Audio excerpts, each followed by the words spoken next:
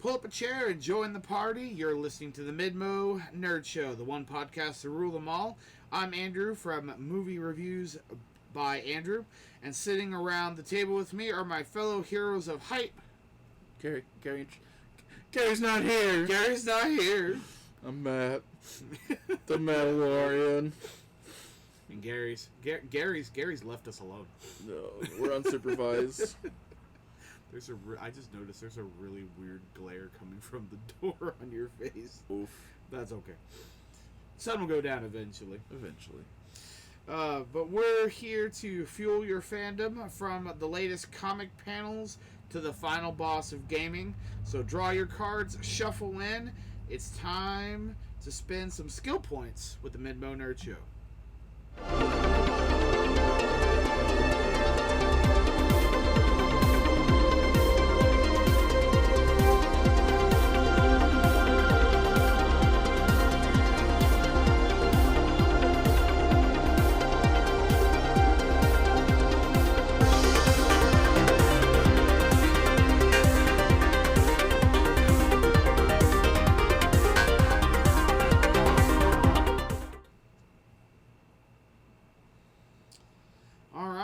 Let's turn the page and get into our comic book corner, because remember, with great podcasts comes great responsibility.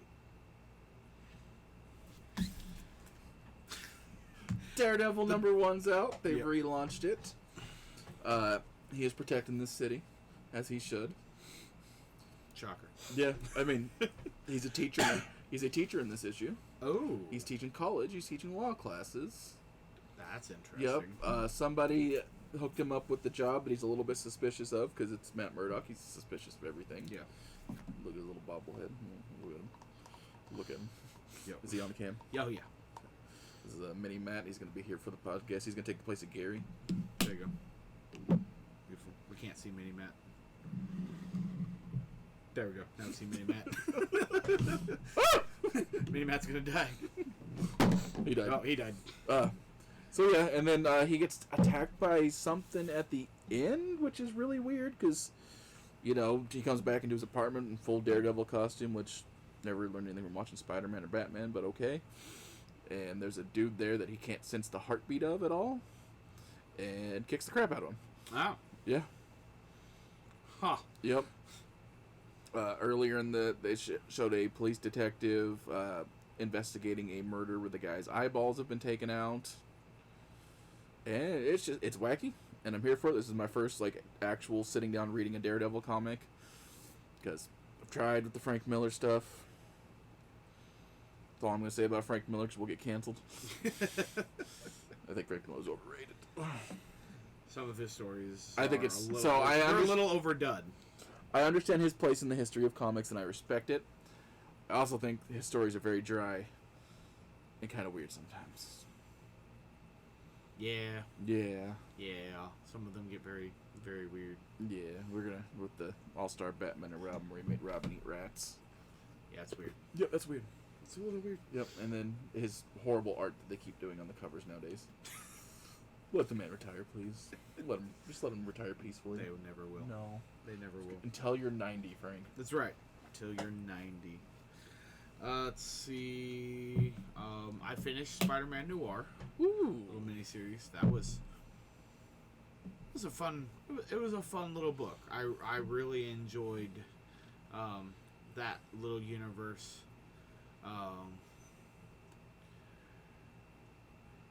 There's just. I'm trying to. It's been a little bit since I finished it, but it was. I like the Detective Spider-Man. It was kind of cool to see that, especially just with a little miniseries and see where it goes. So hopefully they do more with it. But no, we're getting a TV show. Well, yeah, we are getting a TV show, and the whole series revolves around him and Gwen trying to solve who the murderer was of her father, who ended up actually, yes, he was working for the Scorpion Gang. Nice. So he was a bad guy. And so he's a dirty cop. And then Gwen finds out that Spider-Man kills him. And then now now she's like, now I want to know who Spider-Man is. Ooh. So Peter's like, uh-oh. He's Peter in this one? Yes, he's Peter Parker in this one. And they do and I guess it's him and MJ are already a thing, so he meets Gwen after he meets MJ in this mini story. So MJ's already a thing. She already knows he's Spider-Man. That's good. I like when we get rid of the nuance. And he's dealing with, and they're not together. They decided that it wasn't a good idea for them to be together. So, but she's like, but if you like this girl, Gwendolyn, you got to make this decision. Are you going to tell her that you're Spider-Man? And they kind of do a goofy little thing where he pins Spider-Man's identity on somebody else. So he kind of keeps his secret. So, let me ask you this. When you read it the whole time, did you read it in Nick Cage's voice? Yeah, I had. Yeah, okay. I had the noir voice. You had the Nick Cage. It was great. Nick Cage caging it up. It was kind of funny. I was like, why am I... But it was. I mean, it's a noir. So, I mean, if you're not reading with this dark, gruff... It was a dark night. Yeah, it was great. It was a fun time. Other news in the Spider-Man world. I'm going to introduce you guys to a character. So, it's not... But I saw Little Matt. It's not Little Matt. We had a beautiful run of Spider-Man a few years ago. Nick Spencer's run. 74 wonderful issues. I've probably talked about it before on the podcast, but I'm talking about it again for a very specific reason from last week's Venom issue. Oh. Yep. Where Peter and MJ got back together finally. There was a set. They had the coolest thing ever at the end of the run called the Sinister War. Mm-hmm. You remember when that came out? Oh, okay. It's this. Oh, yeah. Yeah, Peter fought 6 Sinister Sixes. It was a good run. And my God, it was brutal. And then we ended it. Peter and MJ were back in a relationship and happy. And then I have been the most excited I've ever been for a Spider-Man #1, where I picked up the next #1. MJ was married. Yeah. Had 2 kids. Some D-bag named Paul with a weird top knot. I'm like, alright, this is weird. What happened? What did I miss? Apparently they got stuck in an alternate dimension. The kids were fake the whole time. Yeah, kids weren't real. Because Paul's dad's a villain from that other dimension. Oh. And then they kept trying to make her and Paul... And Paul is just the most unlikable character. So probably on purpose. Yeah, like, and he's just not fun. But, like, Marvel Editorial kept trying to make MJ and Paul a thing for a while. So, to the point where he made her an awful superhero called Jackpot. Yeah. And to the point where her powers were if she rolled 3 of the same little symbols on this magical little wheel from Paul's dimension, she got a superpower. And she always would roll something, but if she rolled 3 skulls, she died. Instantly. No questions asked. And they had to take the limiters off of it during the Venom War. You remember Venom War? Mm-hmm. And at the end of doing something, she rolled 3 skulls. Oh. And then something happened to where Venom was also dying. And they had to join up. So Mary Jane is now Venom for a while. Yeah. Paul's still moving around. Beginning of the newest Venom run with MJ, she dumps Paul. Now he's just a nuisance in the background. And it's just like, why is this guy here?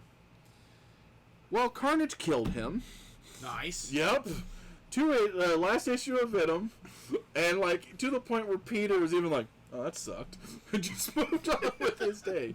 Because my boy, Al Ewing, the wonderful writer, hated Paul as much as we did. So, he's dead. To the point where Marvel made a Facebook post like, rip Paul. I'm just like, oh. Oh, no. Oh. Oh. I must have missed that. That's... Yep, so I was just laughing. So we went on that trip to tell you guys Paul's dead. And he's where he deserves to be. It was just an awful catch character. Up on the new Spider-Man, but yeah, that's solid run. So I can get into Death Best Spiral. run I've read.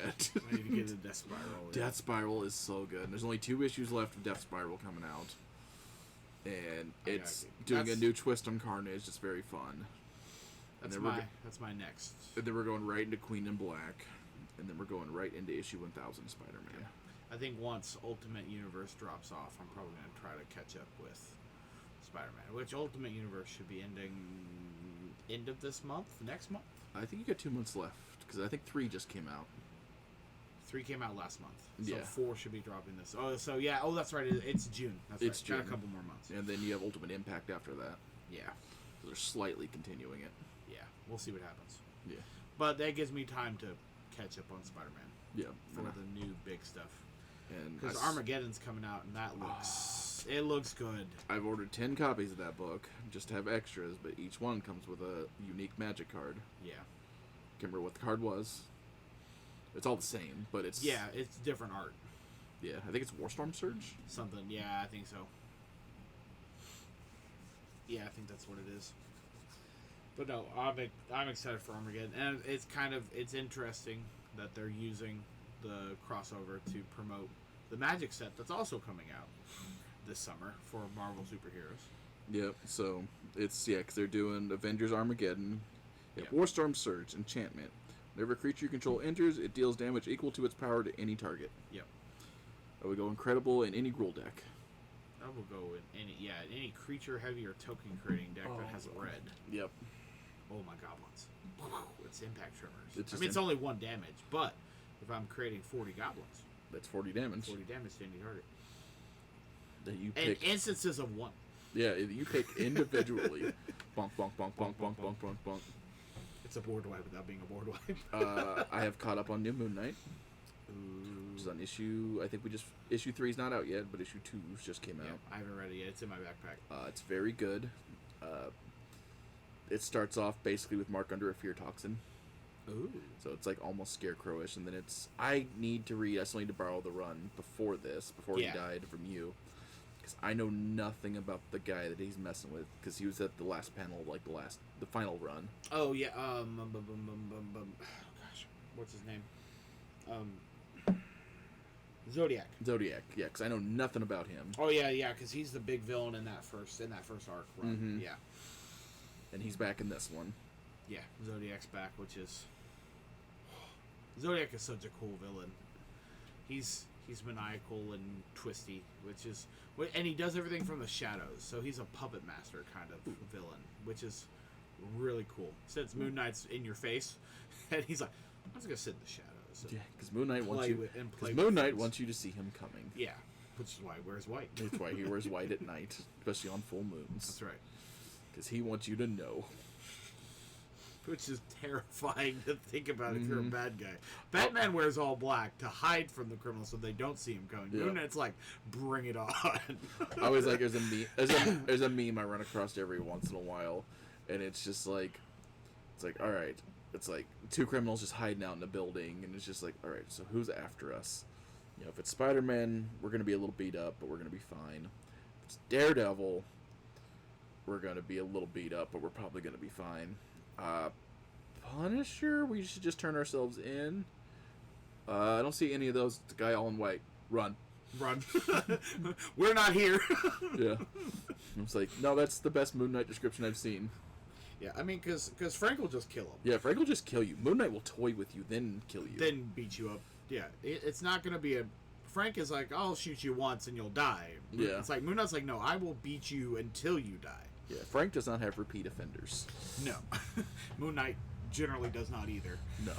Well, a lot of his rogues survive, but because they're crafty. And he'll try to turn them on the side of good. Yeah. He'll beat him to a pulp, but then he also sees the good in them, which is... That's why 8-Ball's on their team. Yeah. 8-Ball is part of the Midnight Mission. 8-Ball cracks me up. Yeah. He's this little... And that's the funny thing, too, because you first meet him in the first run, too. He's like, I'm going to be a super villain. And Mark's like, no, you're not. He's like, I'm an evil guy. No, you're not. No, you're not. So, like, he doesn't even beat up 8-Ball. Like, he punches him once, and he's like, you gonna be a good guy? No. All right, off to jail. And that, like, he doesn't even... Yeah, it's so funny. But yeah, Moon Knight's... Yeah, 8-Ball's now a good guy. What was the other one? Oh, I read the first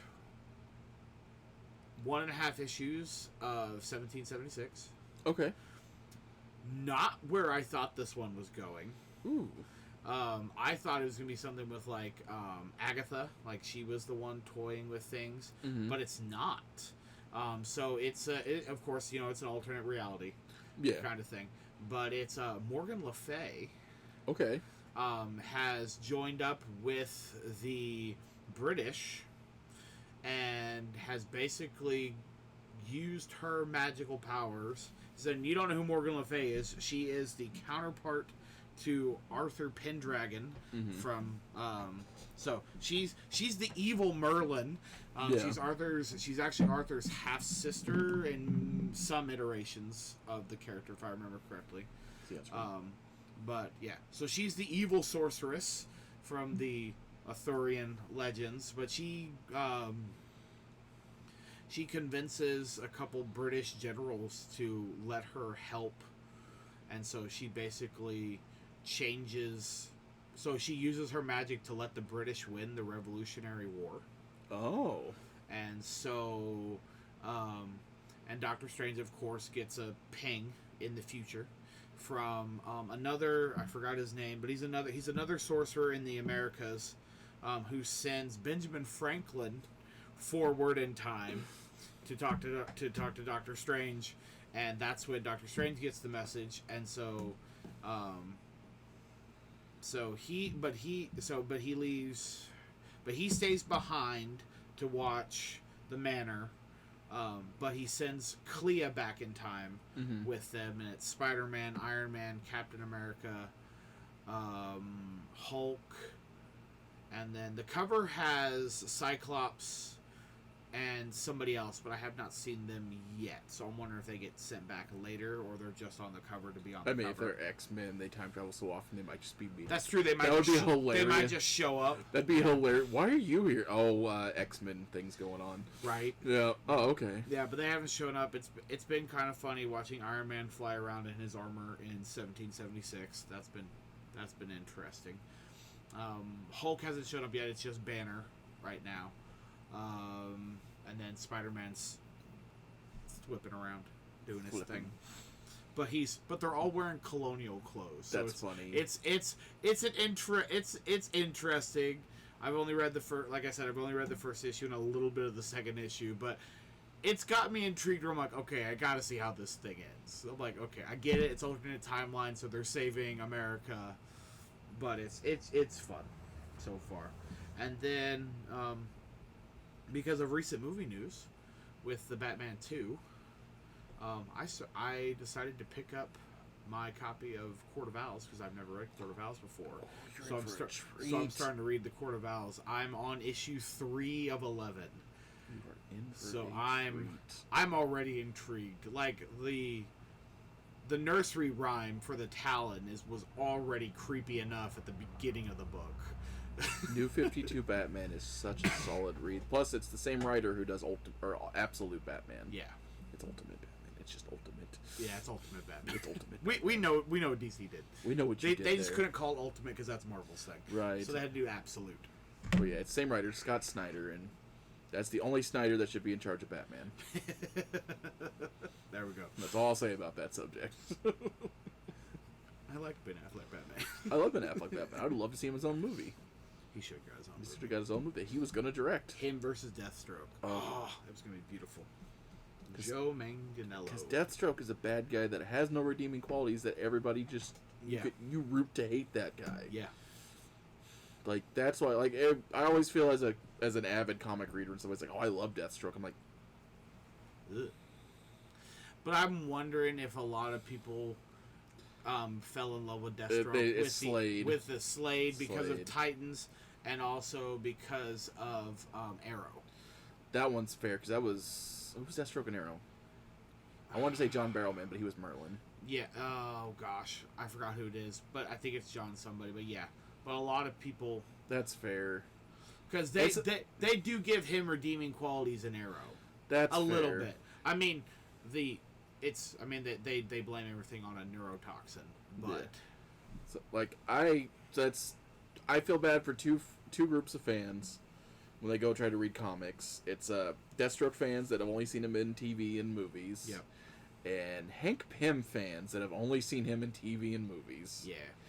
I like the Marvel universe. I like the way they've done him in the movies. But yes. Yeah. No. Hank but do Pym not expect Grandpa Hank whenever you go read the comics. No. Hank's not a good guy in the comics. No, because there's a reason why Hank created Ultron in the comics. Yeah. He's not a good guy in the comics. No. And Ultimate Hank is even worse. They take all his unlikableness and dial it up to 11.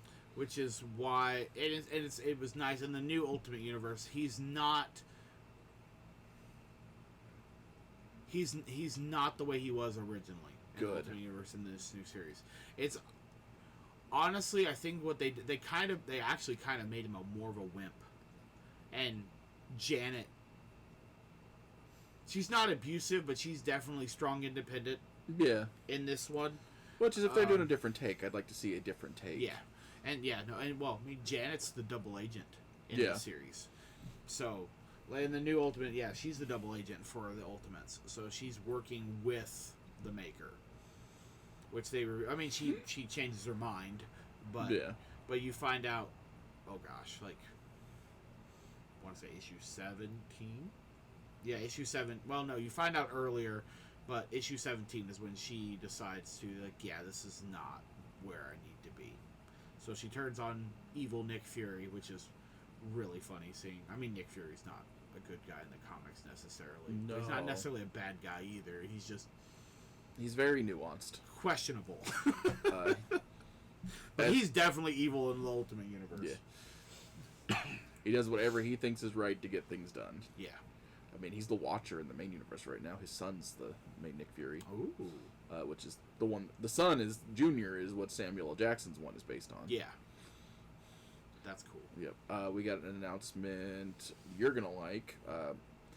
We're still gonna get Jonathan Hickman Spider-Man.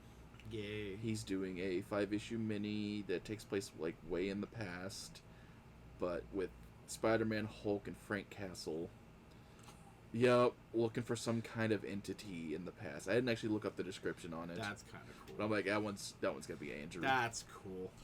Then DC announced for their comics. Last year we got the Summer of Superman. Yeah. And we had a whole bunch of Superman-based stuff. This year we're getting Summer of Supergirl. Yeah, because I mean they're getting the one-shot special like Superman did. And so I'm excited for that because I'm a big Supergirl fanboy.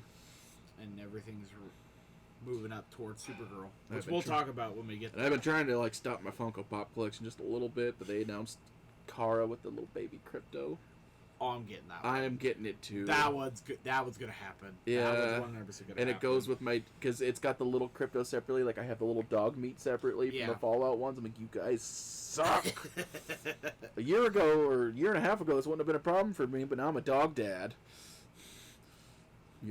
I'm the textbook definition of dad didn't want the dog, now dad and the dog are best friends. Oh God, I take that dog everywhere.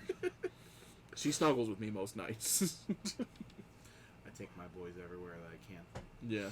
But they're starting to sleep now, so I'm excited. Nice. They're actually letting me sleep in the morning, which is great. I've gotten to the point, though, if Riley don't need to go, neither do I. I mean, shopping in the middle of the day is completely different. But, if I'm going somewhere and, hey, you could leave your dog at home, I'm like, okay. Why didn't you come? I left me at home, too. Oh. She's well behaved. I don't know what the deal is. She's just a friendly dog. That's right. No, I take the boys everywhere. Well, I mean, they're still puppies, so I don't want to leave them at home too long. And they just nap in their kennel anyways. I don't know, some days I think they want to stay in their kennel now because I got them a new bed. Nice. I feel that, though. This bed is way too comfortable. They enjoy this bed way too much. It's funny. They're just chubby boys. I was like, but yeah, no, Court of Owls, I'm excited. It's cool. It's interesting reading. I mean, I like Batman Hush, a lot. Mm-hmm. But this one's got me intrigued so far. So also keep in mind, New 52 at the beginning changed the entire DC timeline. Yeah. Batman kept a lot of his major milestones, but everybody else was starting fresh. Yeah. Which is very confusing. Yeah. If Superman's a fresh Superman, Hush still technically happened. Yeah. Who is the Superman in Hush? Oh, no. Yeah, see? That's why DC did Rebirth, where they bounced the timelines back together. Yeah, because you'd have to... Yeah, that makes things complicated. Yeah, they made things really complicated with New 52. It was good. I liked a lot of New 52. A lot of people didn't, and I understand it.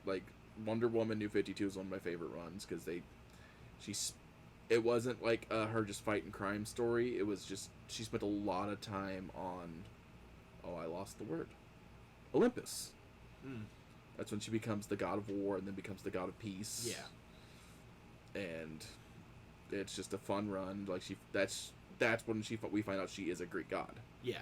Because before that, her story had always been she was made of clay. until we find out at the beginning of her New 52 run that Zeus sired her. And so she is a demigod. You know, and then she finds out that all the other gods are her siblings and aunts and uncles, and like Hera's a major character in it. Zeus has gone missing. Yeah. You find out the baby they've been trying to protect is Zeus. He did a weird Greek god thing where he impregnated a lady with himself. Yeah. Sounds about right. Yeah. The most accurate depiction I have seen of the Greek gods is that episode of The Simpsons when Mayor Quimby is just like, hey, do you want to go turn into horses and score? Oh, yeah. I'm just like, man, that is accurate, and I hate that. Right. Because one thing, like, I love Disney Hercules, but I'll never forgive how inaccurate that movie It's so is. bad. If Like, you read the real Hercules stories, or, Heracles stories, Heracles. it's nowhere. But if you nowhere see any close. portrayal of Zeus being a loving father or a good husband, that's You're horse wrong. crap. You're wrong. That's wrong. It is not. That's not Zeus at He all. cheated on Hera so many times. So many times. All the demigods are his Yeah, kids. all from different parents. Every single one of them is his kids. Even Betrayed the his one- own father. Like, Yeah. one of the other better portrayals of the Greek pantheon is God of War. Yeah. And they get what's coming to them. Yeah. They get what's coming to them. Because Yeah. the new ones do also do a very good portrayal of the The Nordic Nordic pantheon. gods. Yeah. And they try to fit Kratos' story into Ragnarok, which was really cool. I need to finish those. Ragnarok's fun. I watched Jacksepticeye play it. Because I just didn't have time to actually sit down and play it while I was working. I just need to sit down and play. It's just been. I have them. They're there. I just haven't Yeah. touched them. But then I was going to start playing more, but then puppies happened. Then and puppies I happened. can't. I can play video games with puppies, but You need a less involved video game. you gotta watch sometimes. Yep. If they're sleeping and napping, awesome. If they're not sleeping, no, it's not happening. But I think that's all I got for comics this week. I was like, I'm trying to think. I was like, yeah. I'm still Casey Jones just wrapped up, hit its final issue, really good. They did a cool little side story about. So what's going on? If I don't know how caught up you are on Turtles, Andrew. I'm not caught up at all, except for like I'm reading the crossovers, and that's Okay. about. I haven't read any mainline So stuff. basically, But I'm reading my mini series, so I'll do Shredder and Casey Jones. Yeah. So the main series is dealing with. It's Turtles. It's dealing Yeah. with a lot of racism and trafficking of mutants. It's an X-Men story, but a little more fun. Because it's Turtles. It's because it's Turtles. You know, the mutant town and everything else is going on. Casey was basically investigating like this. The Most Dangerous Game is what the story's basically. Ooh. Where they're hunting mutants. That's On cool. like a little island, but a little manor, and then they're giving them a head start. Yup. I was like, Okay. Yeah. Okay. Casey's is I gotta fun. read Casey now. And I learned weird story that I need to read more back issues on Casey is that like his dad was like a major member in the Foot Clan. Or no, Purple Dragons. Oh, Purple. Yeah. Yeah, he was the leader of the Purple Dragons. Yeah. I think I knew that one. Yeah. Yeah. And then That's deep turtle lore. that is deep turtle lore, but it mentioned it. Wow. Yeah, and then Shredder has it finished. So I guess Shredder's an ongoing, Oh, okay. and it just finished its first arc. He's teaming up with the FBI to hunt down basically his replacement, which Shredder has holy crap some deep lore. He went to a different universe, fell in love with a goddess, died in that universe, came back, was cursed to see everybody as worms. Yeah. And then like his follow-up person in this universe was trying to resurrect his wife, the goddess that was dead. And it was just wacky. Fun. It was so fun. I mean, that's on my list too. Oh god, yeah, sit down and read Shredder. See, yeah, no, that's what. Well, I'm gonna play catch up since I was missing issue 3 of Turtles vs. Godzilla. That's funky. That's in now. Yeah. Okay, I don't know if you had it last time. Yeah, I got 3. Okay. Yeah, I have 3 now. I just need to I need to read it. Yeah. The first 2 issues.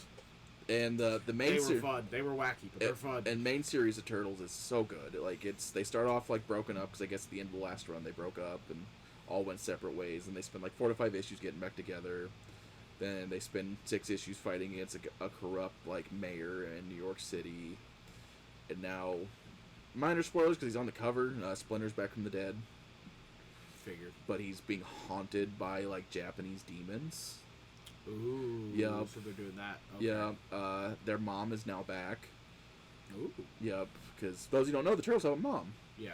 Because I found out in also this run that the Turtles and Splinter himself are all resurrected from a family in the past, the Yoshis. Yeah. So he had 4 sons, you know, and they all got resurrected and reincarnated, and now only one that really remembers the past life is Mikey. And that's because he keeps messing with stuff on accident. Yeah. And so Mikey went in, and there was just the funniest line, because he's like, am I dead? Mom, why are you here?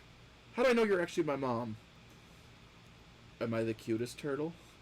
Yes. Am I the smartest, or the toughest, or the... Don't get ahead of yourself. Mom! I'm like... I have to go find this character. And then we had the... Battle Nexus. Mm-hmm.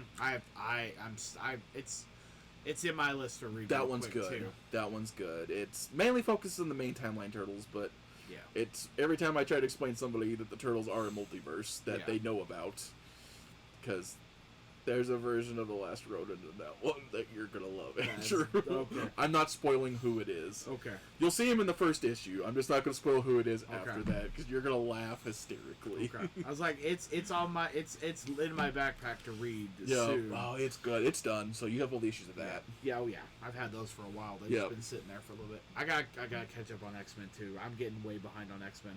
I might give up on my Transformers run. I might pick it up eventually and finish it, but that's fair. It just keeps getting more and more, and I'm like, oh, it looks so cool, and I love the Transformers arc. Just sit down, set it aside, and binge read it one day. Do it one day, yeah. I might do that. Hey, all right. At least you're not getting G.I. Joe and everything else. You're just getting Transformers. I would. I know Gary's getting Void Rivals, G.I. Joe, Transformers. I was, and I said I'm not. No. And then thanks. now Mask is coming out. Nope. We'll stick to the one. Like, I got the one G.I. Joe that has Duke and Optimus on it. I'm good. I don't need it anymore. I think it was a Transformers, wasn't it? Yeah. No, it was a G.I. Joe. Oh. Yep, it was a G.I. Joe issue. So, well, at least I thought. No, it was Transformers. Oh, well then I need to. Oh yeah, it is. Yeah, because he showed up in Duke showed up in Transformers. Yeah.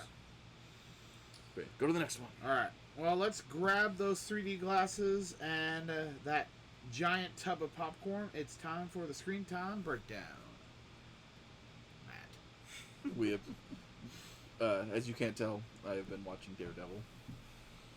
What? Right. No. God, it's so good.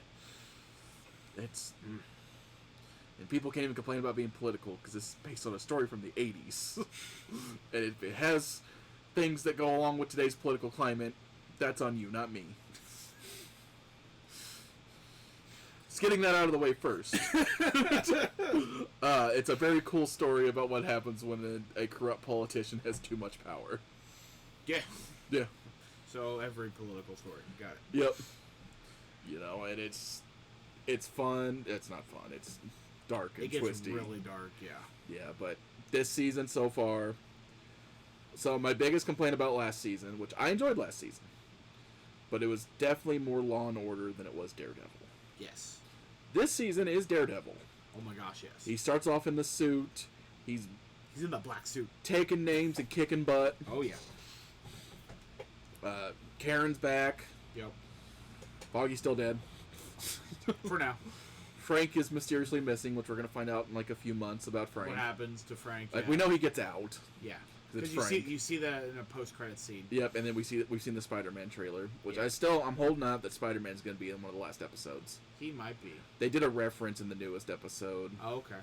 I don't remember. They said, I can't remember the exact reference, but it was a Spider-Man reference. I'm like, Okay.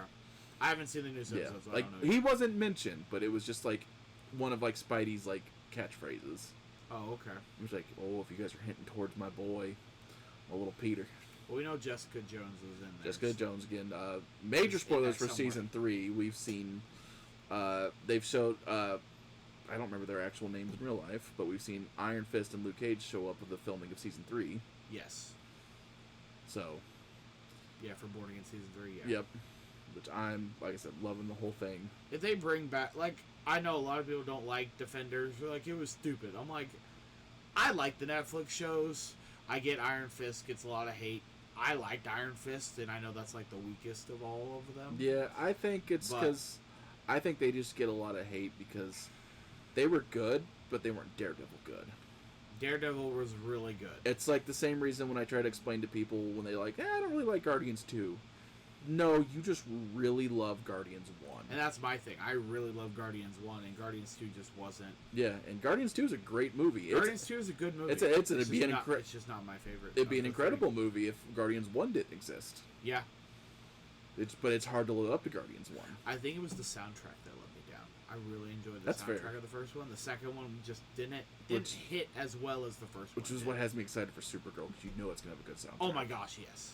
Because it's like already in the trailer. Well, yeah, because the trailer for Supergirl, which we're definitely throwing gears a lot here, ADHD over here, but it's great. They're all connected. Yeah, we're in the movie area. The soundtrack for Supergirl, yeah. You could. I know it's not James Gunn directing it, but you can tell that there's going to be some influence, which there should be. He's the main. He's the Kevin Feige of this one. He's the head, yeah, over there. Well, co-head, but yeah. He's the movie side. He's the face. He's not the logistical side. He's the face of the movie side. Yeah. You know. And, but Daredevil Born Again Season 2 is fantastic. I'm not going to spoil episode 4 because Andrew hasn't seen it yet. I've not watched it. That's probably on my docket. I wouldn't go on tomorrow. I wouldn't go on the internet. Oh, okay. Things happen. All right, I'll try to. There's a really cool diner scene at the beginning. Okay. That's probably one of the more solid action scenes I've seen in anything. Okay. Speaking of solid action scenes, the last episode with Swordmaster actually getting to be Swordmaster. Right. He actually way more Swordmaster than he was in the entire Hawkeye show. Yeah, and I mean, he pops up in Echo a little bit, but yeah, I still haven't watched Echo. It's not bad. Yeah, it's one I need to sit down and watch. I'll say what Echo's good for. It connects the characters that we got to see in Hawkeye, connects them to where they are now in Daredevil. Okay. So Echo is the bridge between Hawkeye and Born Again. Which I'm assuming the Punisher one-shot show is going to be a bridge between Born Again and Spider-Man. I hope so. I hope that one-shot connects. Yeah. How did Frank just running free in New York? Right, especially with a recognizable face. Right, and the police department running around with his logo on their chest. Yeah. So everybody knows Frank Castle's face. Yeah. And to the point, right now, Fisk did one of the funnier things, and because he knows Murdoch is Daredevil. Yeah, he's not gonna say anything. He's not gonna say anything because it'll embarrass him. But so he reported Murdoch missing. Yeah. That was so funny. I'm like, yeah, that's a good creative twist. That's great. Yeah. He put on the Daredevil's kidnapped Matt Murdock. I'm like, touche. Yeah, my savior's been kidnapped by the vigilante. So he kidnapped himself? Right. But we as the audience know that the city of New York does not, and it's hilarious. But no, Daredevil, let's see, I'm caught up on Invincible. That's another big thing in the media right now. Yep, I need to actually catch up on that, but right now I'm catching up on The Boys. Yeah, the new season just dropped. I know, I've just finished season 1. You're a little behind. I'm a little behind. That's okay. But I greatly enjoyed season 1. Season 1 is good. The laser baby had me chuckling for quite a while. Just Carl Urban just walking around with a laser baby. Yeah. I hate, the ending of the show of season 1 should have been a lot more... Would have been a lot cooler to me had I not had it spoiled already. Yeah. I mean, it's been 6 years. It's been a while since season 1. Yeah. So, the ending... But the ending was cool. Just, finding out, basically... Because I find out later, basically, Billy kidnaps this kid, and just find out his wife was alive. I'm like, ooh. Yeah. Ooh. Yeah. It has a lot of themes I'm trying not to get into on the show. Yeah, they're... See... Homelander bad, Billy Butcher cool, is where I'm at in story. Eventually, you're like, I'm at the point of on Billy Butcher. From what I've seen, Homelander always stays bad. Homelander always stays bad,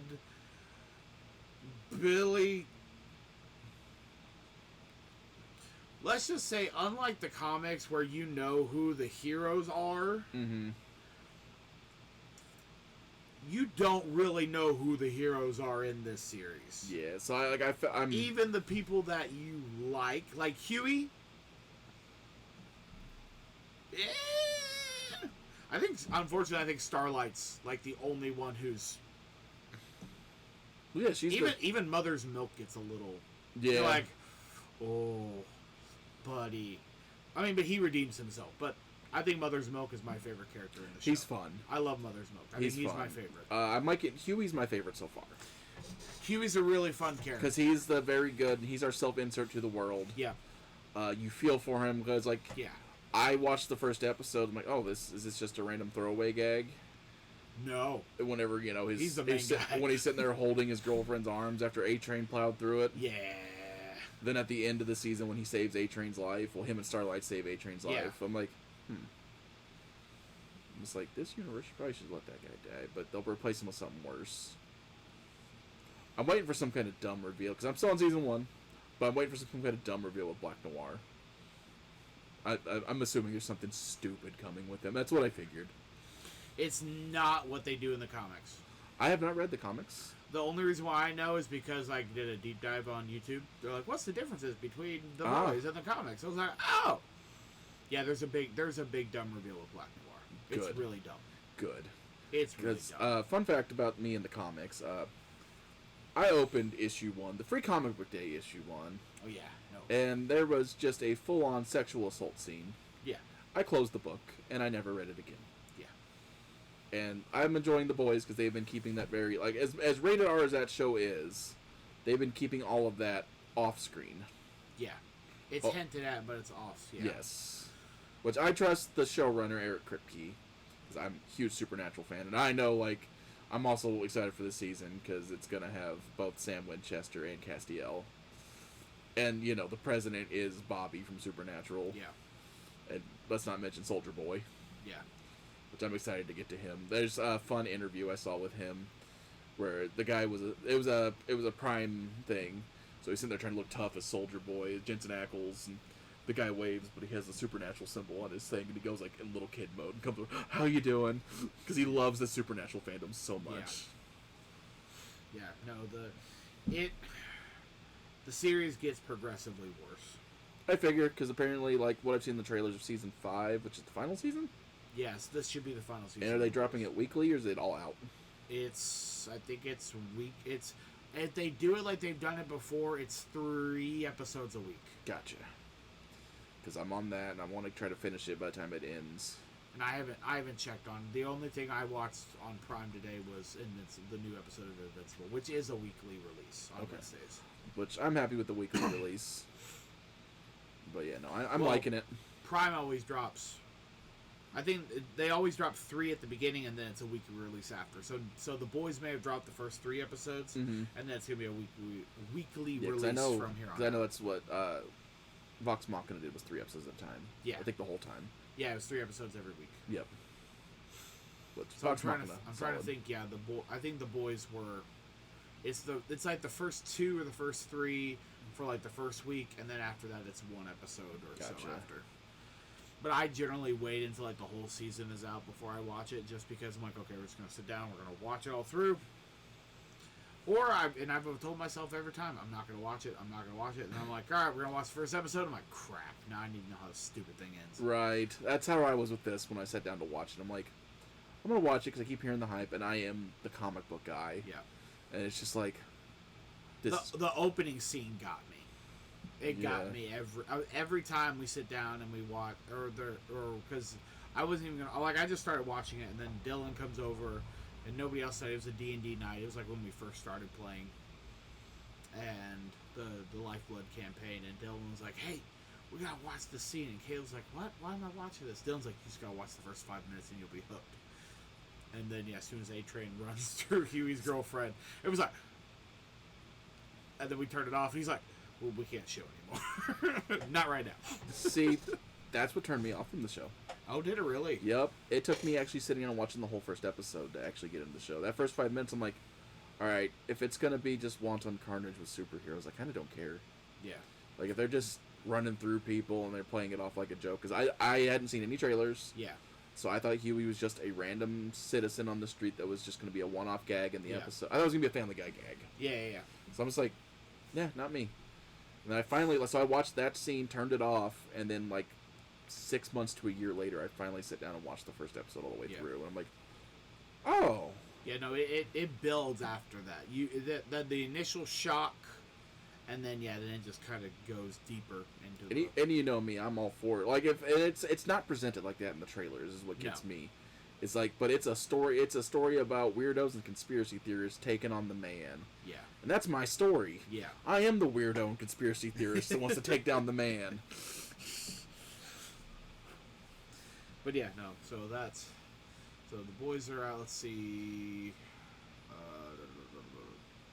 But yeah, no. People, if you're keeping up with Invincible, it's gotten really good this season. I thought we were gonna lose our boy. I thought Mark was gonna die. I'm like, oh no. It's a Kirkman series. I wouldn't be shocked. I mean, I fully expected him, but based on the way that he was beaten up this time, I'm like, for those of you who haven't watched Invincible, Mark gets beat up a lot. It's a very violent animated show.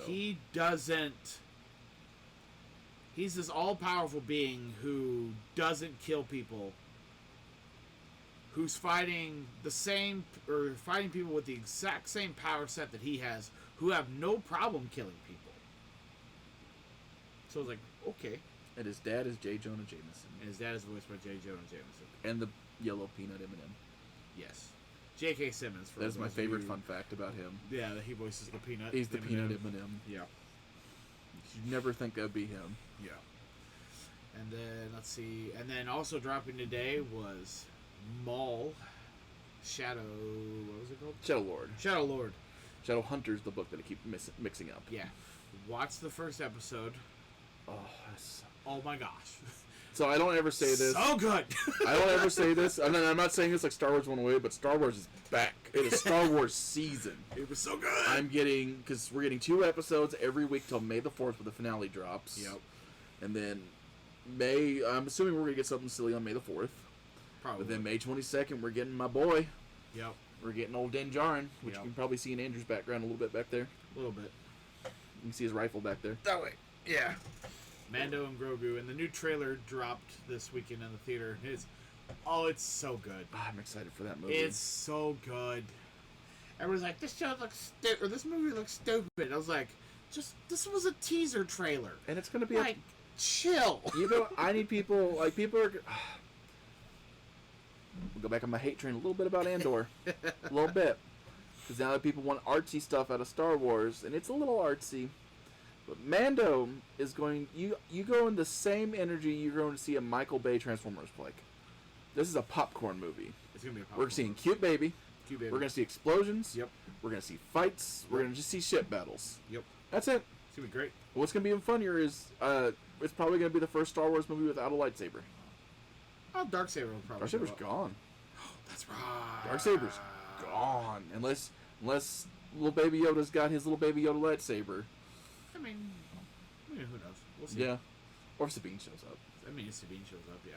Which, no, well, yeah, they're off in the other world. She's in Ahsoka. Yeah, but Ezra's here now. Ezra's here now. Ezra is here now. Yep, he's back in the main universe. Yep, he said hi to his mom last time we saw him. And it's been a minute since I watched the season 3 of Mando. I need to go back and watch it. That's what I think I want to do. I want to go back and watch Mando 1 through 3, just so I can get caught up for Mandalorian and Grogu. That's fair. I want to do that and watch Ahsoka. If I want to watch this, if I watch Ahsoka, then you're gonna want to watch Rebels. I'm gonna watch Rebels again, and I don't want to be sad yet. I know, and it's the anniversary of that episode. I know, and I don't want to be sad yet. Oh, rest in peace, Kanan Jarrus. Oh, the best Jedi. Yes. One of my absolute favorite characters that doesn't get enough love. Oh my, yeah. Voiced by Freddie Prinze Jr. If you ever want a good rant that we can never play on the podcast. Oh, absolutely not. But it was very swear word laden. But him explaining Star Wars to people. Basically, he is talking to all the little crybabies that are mad about certain things going on and everything, and he's just like, "Listen, I met George. I was like, if you listen to any of them, if you listen to Sam Witwer, Dave Filoni, Freddie Prinze Jr., if you listen to any of them talk about Star Wars, those guys know Star Wars. there's nothing wrong with Star Wars the way it is moving forward. No. If those three people are saying, I mean, okay, I get if you don't want to listen to Freddie, but Sam Witwer, who probably has voiced more Star Wars characters than anybody would like to count. Yeah, and 3 big ones. Yeah. Because he's done Palpatine, he's done Maul, and he has done Starkiller. And done Starkiller, yeah. And he was the face for Starkiller. Yeah, he did all the motion capture. And I'm pretty sure he was the son in the Mortis arc. Yes, he voiced him too. Yeah. So Sam Witwer knows Star Wars, and that's the other funniest interview there, that he out nerded Dave. In the interview. That still cracks me up. I'm also listening to the audiobook right now. It's a Legends book, but Sam Witwer narrates it. Ooh. But it's Maul Shadow Lord. Or Shadow Hunter. Shadow Hunter, yeah. They're hunting down a Nemoidian that knows what's going on, and Palpatine has sent Maul after it. That's cool. Yep, so one of Newt Gunray's boys that just kind of disappeared, and they're worried he's going to, he's going to ruin the chess game. Yeah. Nope, he's hunting him down. That's cool. But yeah, no, Maul Shadow Lord is good. We get to see the Mandos doing evil thing. We get to see more Zabraks. Which is awesome. And they're orange, which is different than most of the Zabraks we've seen, which is kind of cool. We have 2 new Force-sensitive characters. Yep. Which I think they're a Jedi and Padawan. Probably, yeah. Yeah, and this is all trailer stuff that I'm going through, so it's not spoiling episode 2. Because I don't know what happened between both episodes. You meet the 2 in the first episode. Okay. But yeah, no. Because that's all I see. I haven't seen the second episode. And I've seen theories that she's Darth Talon, and that's stupid. Darth Talon's 1,000 years in the future. 1,000 years in the future. Yeah. And plus, she's a child. Don't sexualize that child. Please don't. Yeah. But no, I like her, and I think she's going to be Maul's. So this is Maul's second apprentice at this point. Yes. Yes. But it's really cool because people always forget Maul is from a matriarchy. Yeah. And you can see it in the way he treats people. Yeah. You know, he treats Kenobi and a bunch of male Jedis like dirt. As soon as Ahsoka walks up, Lady Tano. Yeah. And he's like, oh yeah. Yeah. You know, the women were in power in his world. He's very respectful to He's females. very respectful. So I'm loving that, and he's basically doing the same thing with this young lady, where he's very respectful to her. Yeah. He's definitely trying to get her on the dark side. Oh yeah, that's literally how episode 1 ends. Yeah, because it's basically, I'm evil, but they're more evil. Yeah. Because you're, at this point in the galaxy, because I think we're, a year after the Clone Wars ended? If that? If that. So we're right in the Bad Batch time period. Yeah. So, everything's going downhill, and Maul's been just that crazy crackpot yelling at clouds, telling people this was going to happen for a while. Yeah. Because they're still the Shadow Syndicate. He hasn't taken over Crimson Dawn yet. Yep. Or the Shadow Collective. Shadow Collective, yeah. Yeah, he hasn't even taken over Crimson Dawn yet. Yep. Which I think because they've announced season 2. Yeah. We are officially getting season. I 100% expect it. Yeah. 2 No, seasons. I hope minimum of 2 seasons for this. I hope this leads all the way into Solo. It should. I hope it leads all the way into Solo, and then I hope we get it from Solo. I would watch Maul from Solo all the way to his death. Yeah. In Rebels, you're gonna be sad. It's a good episode though. Yeah. Because we know he's dead at that point. It was well, he could have survived that. No, we all know Kenobi burned his body. Oh yeah. We all know Kenobi's not letting that man come back. It was definitely, you could tell it was at that point in time it's a respect thing between the two of them. Yep, and when he threatened Luke, you watch Kenobi's demeanor change, and just the coolest fight that happened in one swift stroke. Yep. He watched Maul get cocky, cut him through his lightsaber, and just dropped him. Yep. And then you're sitting there I'm sitting there tearing up over him holding Maul dying. Is he the chosen one? I'm just like, he frickin' better be. That was frickin' before somebody gets on to me. Jed. Yeah, right?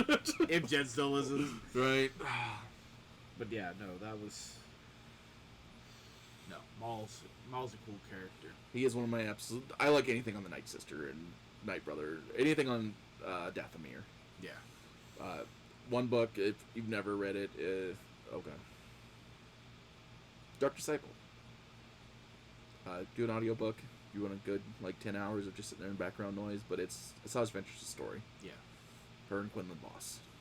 Which I want more of that. We got hinted that Quinlan was still alive.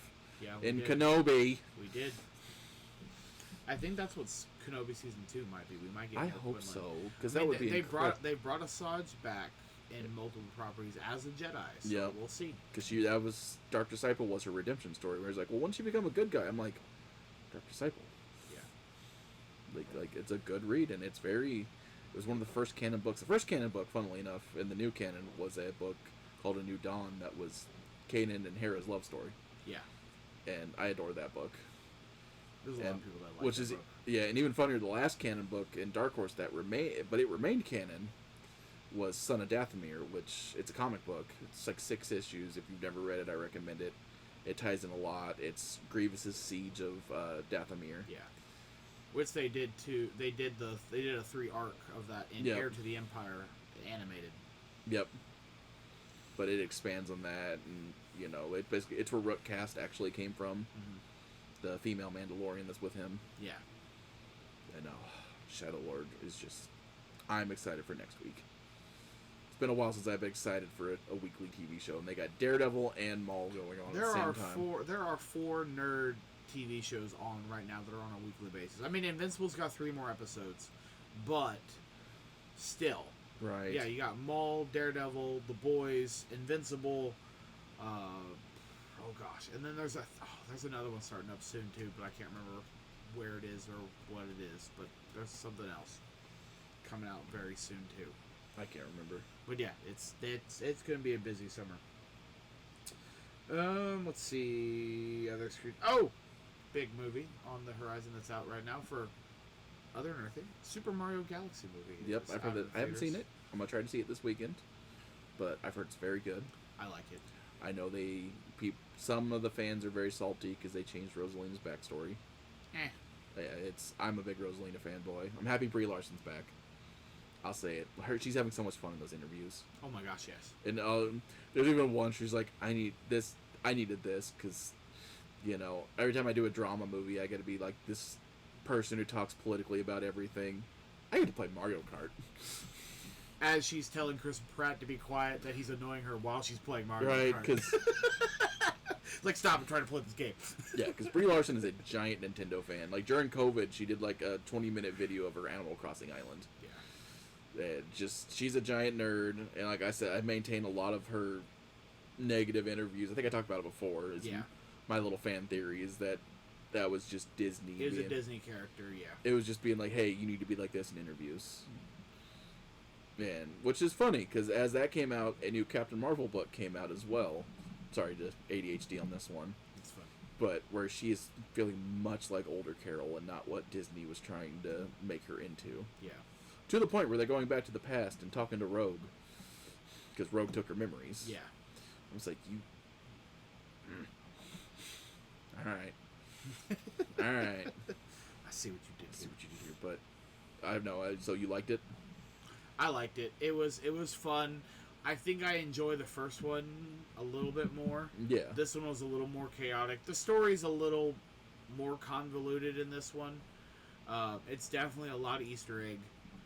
But being a Nintendo fanboy and knowing these characters... And knowing the Easter eggs... I didn't mind. Did Jack Black have a hit song in this one? He did not.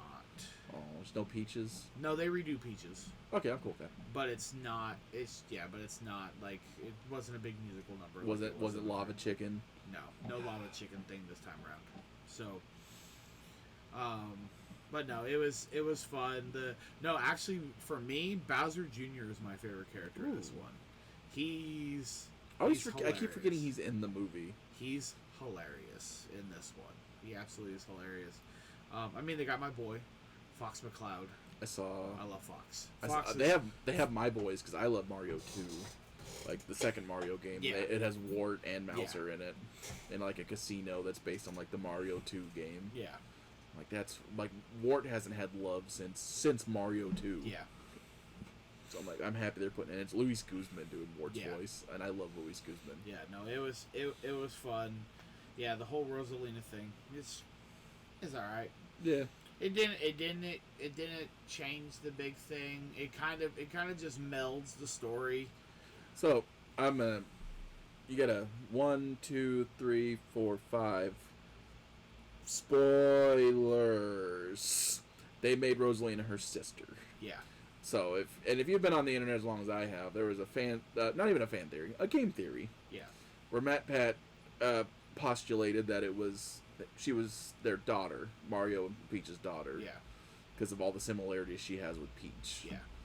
So like, I'm not shocked that she was a relative of Peach's. No. I always thought she was Peach's older sister, anyways. Yeah. And I'm assuming, like, bringing her in and putting a bigger name actress to her she's gonna get some kind of spin-off. Maybe yeah, no, they're so maybe a TV show. From what it looks like, they have 3 spin-offs planned based on this one movie. We're gonna get a Fox movie. Yeah. From the original one, we're gonna get a Donkey Kong movie. Yeah. And then the other one that's going to be a spinoff that's not the sequel because they're making a third one. Well, yeah, they're going to keep making these as long as they pay money. I'm not going to spoil the post-credit scenes, but there's 2 of them. But there's definitely going to be a third Super Mario Bros. Movie. But the other one that's kind of maybe just because of the way they kind of played is we might get a Luigi Mansion movie. I've heard that, and Charlie Day's I'd be okay with that. And Charlie Day's been talking about that one. But no, but the 2 that are probably 100% confirmed going to happen is we're going to get a Fox McCloud movie, and we're going to get a Donkey Kong. So we're getting the Smash Brothers universe. Yeah, we will eventually. I don't know if they'll do a Super Smash Brothers movie, but we're definitely getting that universe. Yeah. Which if they just did the plot from the campaign and Brawl, I'd be okay with it. The single-player mode, the subspace emissary. If they did that as a movie, that'd be awesome. That begs the question, though, since Zelda's going to be live action, I think you're going to Space Jam Link and Zelda in there. That'd be awesome. I'd be down. Just Space Jam Link and Zelda in there with no explanation. They're, huh? What are you? Whatever. Or they'll go through a warp pipe and they'll become animated on the other end. Either way. But I'm gonna go on a tangent to get around back to this. Yeah. I watched Knuckles recently. Hilarious. It's so good! The whole episode where they go to his Jewish mother's house. The dumbest thing that show's the dumbest thing I've ever seen in my life. It's so good. But I have never laughed harder at anything. It's so good. It's just a buddy cop. It's a buddy cop show. It's a buddy cop rom-com. Where they end up bowling. And it's got the mountain in it from Game of Thrones. It's gonna be frickin' Balin Skull in Ahsoka Season 2 as the main bad guy. It's so great. But yeah, Idris Elba, all 6 episodes is Knuckles. Sonic and Tails pop up. But I want to see like little shows like that. Like, hey, grab a character from this movie that won't mind doing a TV show for a few episodes. Yeah. And just do a little spin-off show. It doesn't have to be anything groundbreaking or beautiful. I watched Knuckles be dumb. I got to see Knuckles be like, now this is my jam. That's not the show we did. We still haven't watched Sonic 3 yet because we're watching it in order. Sonic 3 is so good. I know. You're going to like it. I almost got spoiled the other day from it because it was on the TV in here, and I'm like, right. You're going to like it. I know. Sonic 3 is so good. But yeah, no, like, roll that back around. Give me a little Luigi 6-issue show. Give me a little Rosalina 6-episode show. Do it right. Do what the MCU should have done at the beginning and give us dumb little shows. Yeah. You know, hey, we can't... You know, there's not going to be... Robert Downey Jr. costs too much for this. But we can get a couple episodes of a War Machine show. You know, we can learn about Rhodey a little while. Which we were supposed to get. Yeah. And then we didn't get Disney. I'd say a Pepper show, but I know Gwyneth Paltrow costs too much. Oh, yeah, no, they're definitely not doing that. But you could, you know, Chris Hemsworth shows up for one episode, but then we get Darcy Selvig and Natalie Portman's character, Jane. Yeah. As a whole little show doing signage stuff. But we got Agents of S.H.I.E.L.D. that have Sif show up as a background character. Yeah, and it's for like one episode. There's like one episode, but she's technically still alive? Technically? Yeah. No, we saw her in Love and Thunder. Yeah. Okay, yeah, because she was missing chunks. Yeah. And then, which is funny, because Thor's the one that misses chunks. He's the one that has the giant metal arm. Yeah. But yeah, just, that's what they should have done. Like, Agents of S.H.I.E.L.D. was cool. It got weird. But it should have been like a couple of seasons. Like, oh, who are these guys that are never going to be, like, and it should have had more movie characters in it. I think they... And doing it after Coulson died is even weirder. I think they were trying to use Agents of S.H.I.E.L.D. to fill in the gaps with the Inhumans that they were trying to build and use. And then when the Inhumans failed, they were like, okay, we need to do something else. So they're kind of backtracking. Because everybody's like, oh, the Inhumans, they're mutants, but they're not mutants. Yes. That's it? Yeah. Okay, that's dumb. They're mutants, but we don't own the rights to mutants. Yeah. Oh. Well, they're Kree experiments technically, but yeah. They're mutants. They're human mutants from space. Yep. That's all. Yeah. They got stuck in a cloud on Earth and then got powers. Yeah. But yeah, they should have done just use the shows to flesh out their characters that are still in the movies. Yeah. But you know, even Agents of S.H.I.E.L.D. went bad if they'd have made it take place before he died in Avengers. Yeah, because they brought him back. They brought him back. They made him like a life model decoy at one point, and then they did something else with him. Then he had a whole existential crisis. I'm like, you know, if you'd have just... Yeah, they did a whole thing where he didn't die. Tahiti was just was a lab, and they just implanted that memory. So it's actually Coulson. Like, they brought him back to life, but it's Coulson, but it's not Coulson. Right. It's one of those... And you know what movie did Coulson better, and it did Captain Marvel. Yeah. We got past Phil Coulson on one of his first little missions. Yep. Told a little story, got Clark Gregg back, got Nick Fury, got Sam Jackson.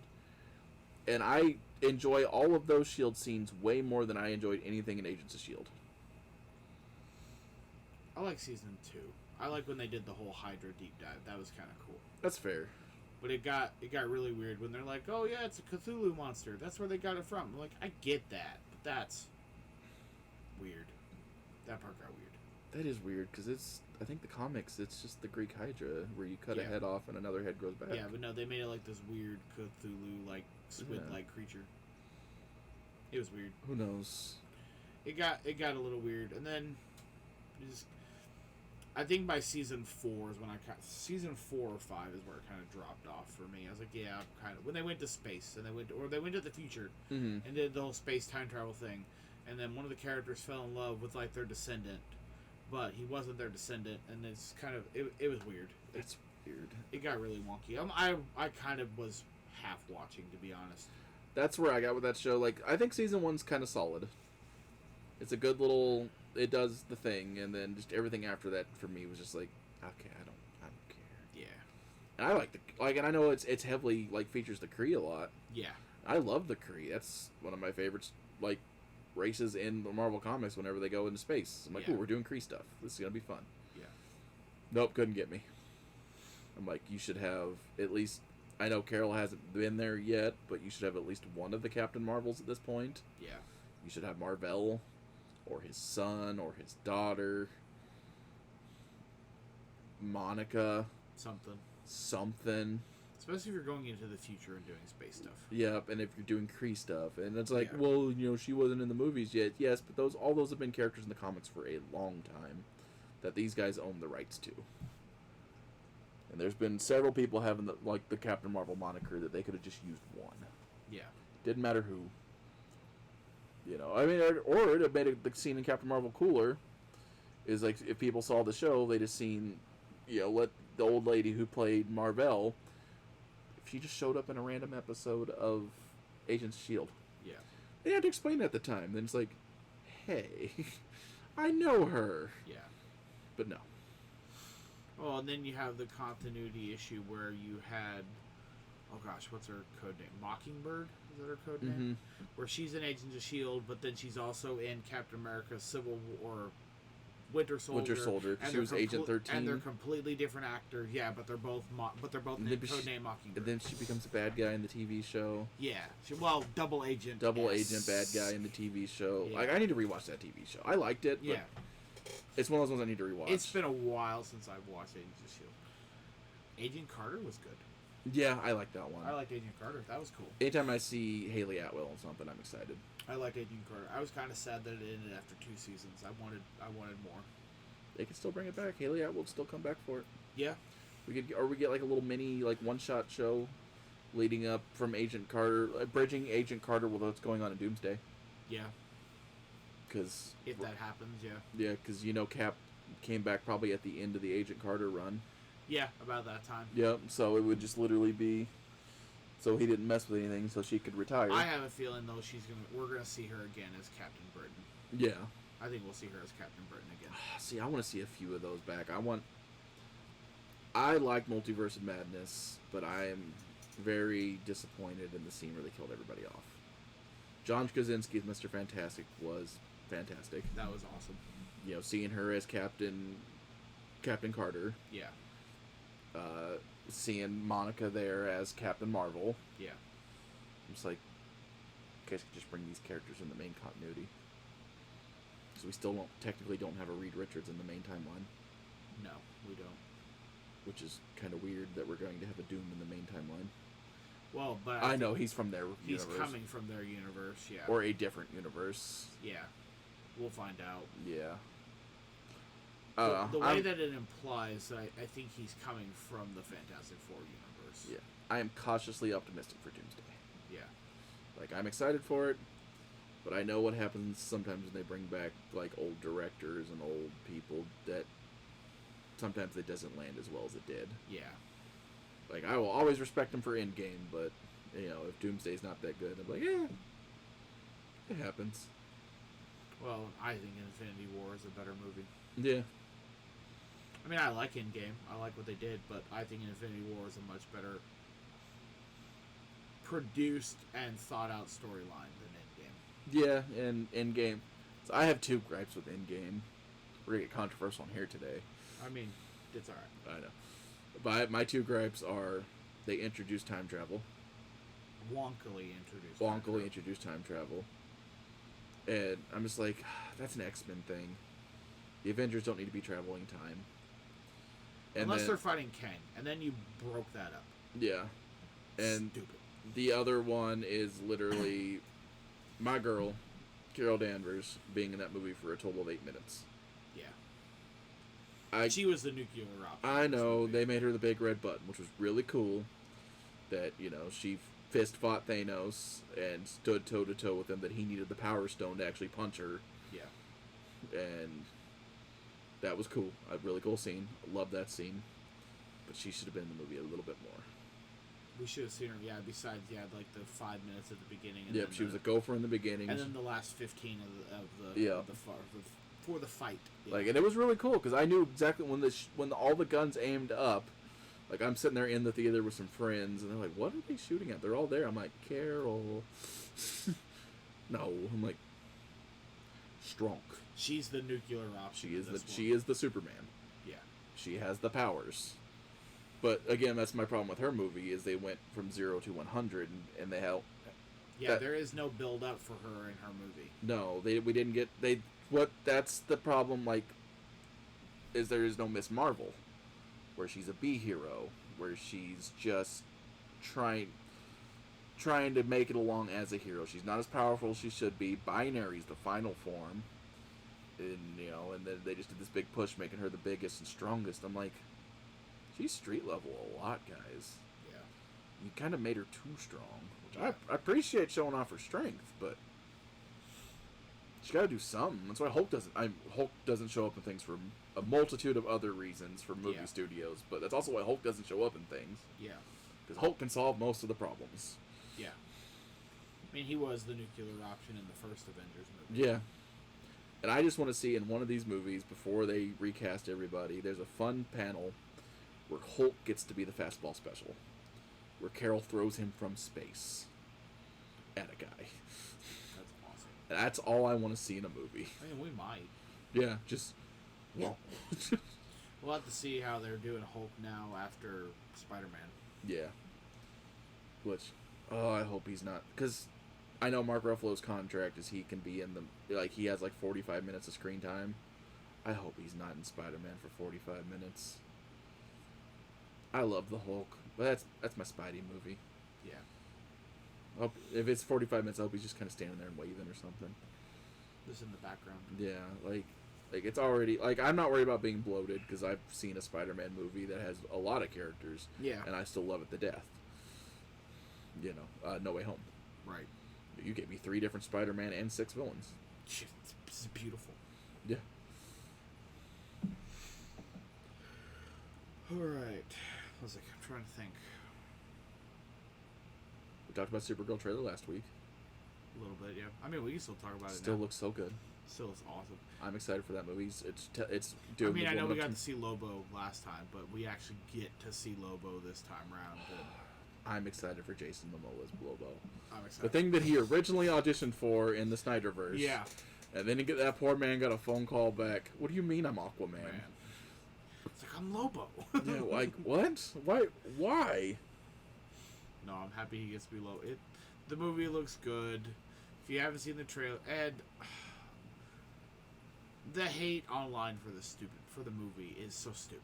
It's a female-led superhero movie. So It's Captain Marvel all over again. They're even trying to do the same thing they did with Brie that they did with that they're doing now Millie, for Millie now, and it's tiring. Like, the rage bait YouTubers need to get a hobby. Oh my gosh, yes. Like, the grifters need to go do something else. Like, just let us enjoy things. And then you're going to be the ones that are like, oh, well, you know, if we can't criticize it, how will they ever get better? A, they're not listening to you anyway. Yeah. B, you're not criticizing it, you're being a-holes. Right? Criticizing is sitting down and pointing out what objectively was unliked in the movie. You're just like, strong women bad. Yeah. And Supergirl's been around since most of you complainers have been born. And wait till you find out, canonically, she is stronger than Clark. Yeah. And that's been a long time. Yeah. Well, and I think just, gosh, I'm trying to remember what interview it was, but there was an interview that Millie Alcock did about it, and a lot of people were upset with like some of the things, and she came out and was talking. She's like, it's not. So basically, she called out what they were going to do before they did it. She's like, yeah, they're going to comment on my body, they're going to comment on how I look, they're going to comment that a woman shouldn't be doing this. And then, to prove her wrong, they went and did exactly what she called out. Yeah. I know the interview you're talking about. Yeah. It's the same with the Brie interview, wanting more women to help her make movies about women. Yeah. Yeah, where they got real mad about that, and I'm not even going to mention the YouTuber, but you know which one I'm talking about. The one that always looks at the screen all silly. If you're still taking that guy seriously in 2026. Yeah. Well, and it was like, and I get it. She showed up in House of the Dragon. And people got to see more of her than probably you should see of a person who you are not in an intimate relationship with. But these guys get mad when they get called out. Yeah, and you get upset over stupid things. And I don't know. It's just dumb. It's just really, really dumb. But like you said, it looks good. And I love the way you when you said it in our group chat, you're like, you gotta watch this. I'm like, it's John Wick meets Guardians of the Galaxy. I'm like, yeah. And that's the trailer. That's the trailer. Somebody heard her puppy, which made me mad instantly. I'm like, yep, I'm gonna hate whoever this. I'm like, you've hurt Crypto. Why? Yeah, why are you hurting Crypto? I'm gonna hate this villain the whole time. There is no redeeming him. It's like Guardians 3 with the what's his name? The guy with his face stapled on. Oh, you know who I'm talking about. I can't want to call him the Collector. He's not the Collector. Oh, the Collector. I don't remember, but basically the guy who creates Rocket Raccoon. Yeah, hate that guy. 100%. I mean, he's a piece of crap in the comics though. The whole time, hate him the whole time. Oh, and then when he kills Rocket's friends. Oh. No, when he kills Lila, I'm like, I'm done. Yeah. I'm done. They're like, you killed the love of Rocket's life. Yeah. Nope, I'm done. I no longer like you. I mean, I didn't like you to begin with. Yeah. But like his name's something like Evolution or Hybrid or something like that. The High Evolutionary. High Evolutionary. See, I was very close. It was good. I was like, no, what is it? The High Evolutionary. Yep. But Guardians 3 does have my favorite use of the F-bomb. Open the door! Yep. Oh, just that. And that was improv. That was improv. It was great. I mean, if you've watched any of the Chris Pratt interviews for it, they're always like, yeah, we're always throwing it in there just to see which one it will take. And they're like, no, we can't make this the first F-bomb. Then he's like, he just does it. And then it's like, then we watched the movie. And it was there. It works so good. And everyone's like, what? Yeah, it works he's like, so good. That, out of all the takes, that's the one you choose? And I'm like, it was perfect. That's like the perfect one. If you're going to sneak one in, that's the perfect time to do it. Because we got our first F-bomb followed by 63 more. Yeah. In Deadpool Wolverine, yeah. Which that one was allowed. Yep, because Disney signed off on that one. Yep. They signed off on that. My boy Ryan Reynolds being just a giant pain in everybody's butt. All the time. All the time. All the time, every time. But if you don't let him just do Deadpool, it's not going to be as good. Yeah. You know, like that man faced the risk of lawsuits and released the test footage for Deadpool 1. Yeah. And it's just like, and then they got so much fan stuff that they're like, oh, we should actually make this movie. Yeah. Yeah. Yeah, you should. Because, I mean, I'm sorry, there is no legal evidence that Ryan Reynolds released the test footage. Somebody did. Somebody released it online. For Deadpool 1. But that movie's just, to this day, a solid movie. Yeah. Deadpool 2 is still my favorite. Deadpool 2 is my favorite. But that's just the X-Men fanboy in me, just watching Colossus and Juggernaut fight. That was dope. Yeah. I like the whole family aspect of Deadpool 2. It was... It's an X-Force movie. Yeah. It should have been called X-Force. But I guarantee you, they're like, we're not giving you the entire X-Force. I mean, you have Cable and Domino. If you had Psylocke in there, it would just... If you had Psylocke in an Archangel appearance, X-Force. Yeah. Or, Wolverine. Which that would have been cool to see them all in Deadpool and Wolverine. That yeah. We kind of got that. But maybe we got Deadpool and Wolverine. So. Yeah. And we got my boy. We got the Gambit. We got Gambit. Like, that was a love letter from Ryan Reynolds. It's like, here's Channing Tatum. Yeah. He's like... Because he wanted to do that role for so long. And they kept telling him no. And then the one line that's probably going to ring true forever. There's only one blade. There's only going to ever be one blade. Which is hilarious, because there was already another Blade. Yeah. There's a whole Blade TV show. There is. And I love that show. But it's so funny. But it ended on a cliffhanger. Yeah. And I was like, you guys... They did it because, the show didn't do well and all that fun stuff. I'm sad they're still... I still want season 2 of Moon Knight. I know. They left that on not a cliffhanger. They wrapped up the story. But they introduced Jake. They introduced Jake. I was like, you... They introduced the violent one. Jake's not even that violent anymore. Yeah. Mark's violent. Oh. That's fair. If you read the new... Jake's like, eh. Yeah, Jake's just a drunk taxi driver now. Yeah, but Mark has control over his personalities now. It's true. Mark does have control over everybody, so...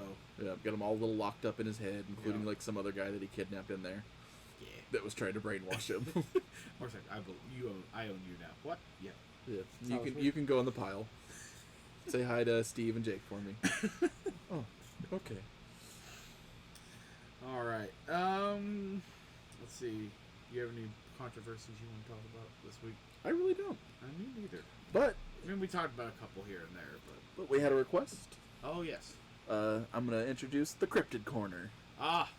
So I'm starting to do local ones. There's one that I've heard about. You've probably heard about being around Missouri your whole life. The Joplin Spooklight. I've heard about this. Yes. There's a crossroads in Joplin. This light's been there since the 1800s. That just randomly shows up on dark nights. It's been investigated several times. Nobody can really tell where it's coming from. They can't tell if it's a reflection off the moon or if it's swamp gas, which all the swamps in Joplin. But it's down on a crossroads down towards the Oklahoma border. And it's just a light that pops up. There's several footage of it. A lot of people think it's paranormal. The going story is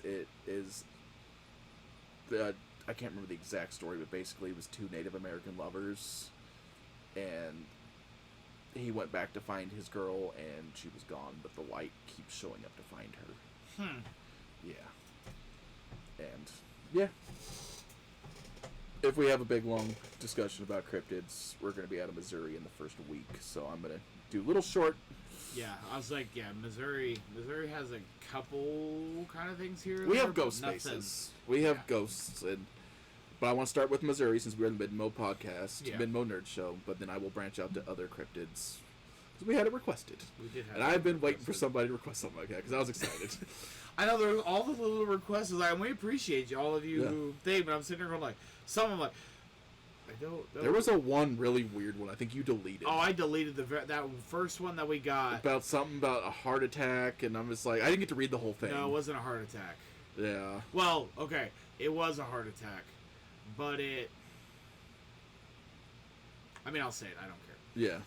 But no, we got requested. I deleted it as soon as I read it. Yeah, it was very dark. I didn't get to read the whole thing, but it was dark. It asked, the question was, can you all discuss out of the group if you had a heart attack and died, which one of your buddies would you like to have relations with your wife? Oh. And I was like, yeah, no.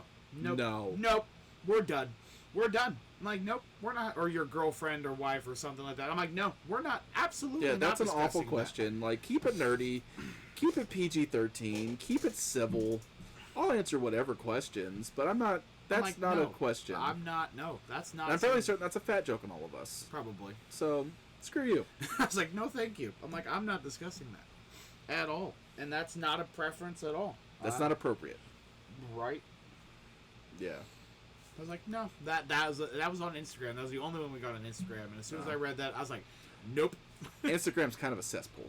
Yeah. No, I know that. Yeah, like Instagram, like Facebook running it like actual engagers and bots. So many bots.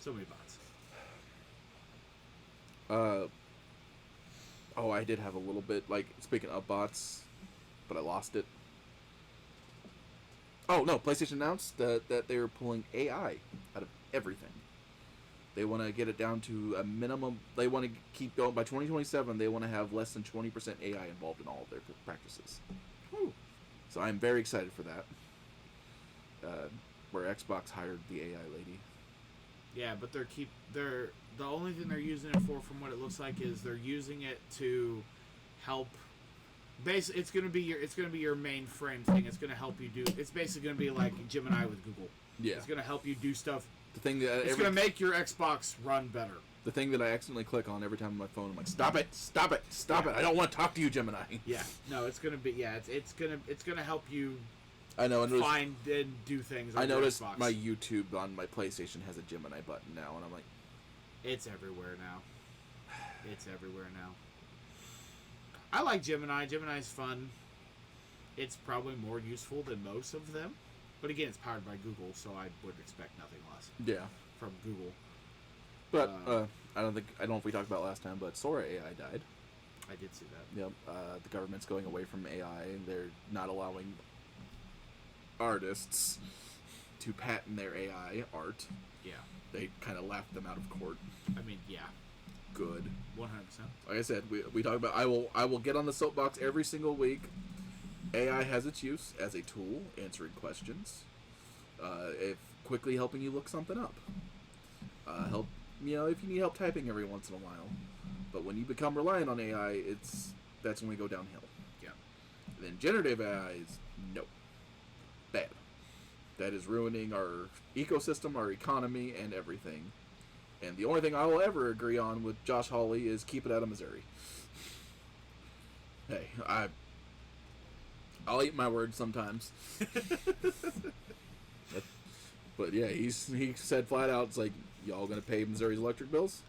Then stay away. Yeah. And that's a man looking out for his people, kind of, sometimes. Sometimes. That's as far as I'll get on politics. There's a few questions I have, but I mean... There's a lot that I will talk to Andrew about afterwards, because I'll make fun of the whole TikTok hearings that he initiated. I have questions. That's okay. Let's see. You know what? Let's go to our next section. Time to hit save and respond with us. Welcome back to Checkpoint Chat. So this is video games, news, things we've been playing, all that fun stuff. Pretty sure Andrew and I are both in the exact same spot we were in Pokemon Fire Red last week. Yeah, I haven't touched Pokemon Leaf Green. I have uninstalled Fortnite. Ooh. Yep, because we've talked about the controversy last week on that one, and Fortnite doubled down and fired 1,000 people. Fired 1,000 human workers to pay The Rock some more money. Yeah, So, I'm not going to support that company. Now, if they turn it around, and because the game hasn't even been fun, I've literally been logging into Fortnite to check the store, see if I want to buy anything, and then not playing the game, which is an awful practice, because the FOMO got me. Yeah. Because I don't want to do that. It's like it's like, oh, I'm gonna spend $15 on this skin, and I'll use it eventually, and then I never use the skin because I don't play the game anymore. That was me, because I jumped in and bought all the Power Ranger skin. I played like maybe for 2 hours, and then I never played again. Yeah, like there's not Bugs Bunny's in this battle pass, but I'm like, and they don't even look right. He looks weird. Daffy Duck and Lola are out too, who also look weird. It's probably the new animation style of them. Yeah, it is, but they're the Space Jam ones, so they should. The new Space Jam or the old Space Jam? I don't know. They have the Space Jam jerseys. They're white, or is it the white? Bluish? Oh, so this year. Oh, well that should look like the original. Yeah, ones. no, it's weird. I don't like it. That's weird. I don't like that. Yeah. But that's about all I've been doing. Game. I played a little bit of Rivals. I haven't played Rivals. White Fox is out. She's very fun. I haven't played Rivals. I think since. Oh gosh. Probably Gambit came out. Gambit or no Rogue. I think Rogue. I think Rogue was the last. Yeah. I mean, it wasn't too long ago. I think. Yeah. No, that's at least 3 to 4 months. Yeah. So. Because we've had Elsa and Deadpool and now White Fox. Oh yeah. The Black Cat comes out in a couple weeks. Yeah. So yeah, I haven't played for a while. Yeah. Honestly, I haven't played video games in a while. I mean, I think I'll jump on my Switch every once in a while, but yeah, like I said, I've been poking through Fire Red, waiting for Andrew to get somewhere because I've beat Fire Red a billion times, so I don't need to be in any rush, and I'm playing along with Andrew on it. I played the Hyrule, the motion or the music one. The one you got off mine. Yeah. Cadence of Hyrule. Cadence of Hyrule, yeah. How'd you like that? It's been fun so far. See, I always forget, I don't have rhythm. I am tone deaf and have no rhythm. So that one you have to have. You have to have rhythm. Yeah. And I don't have any. It's a little hard.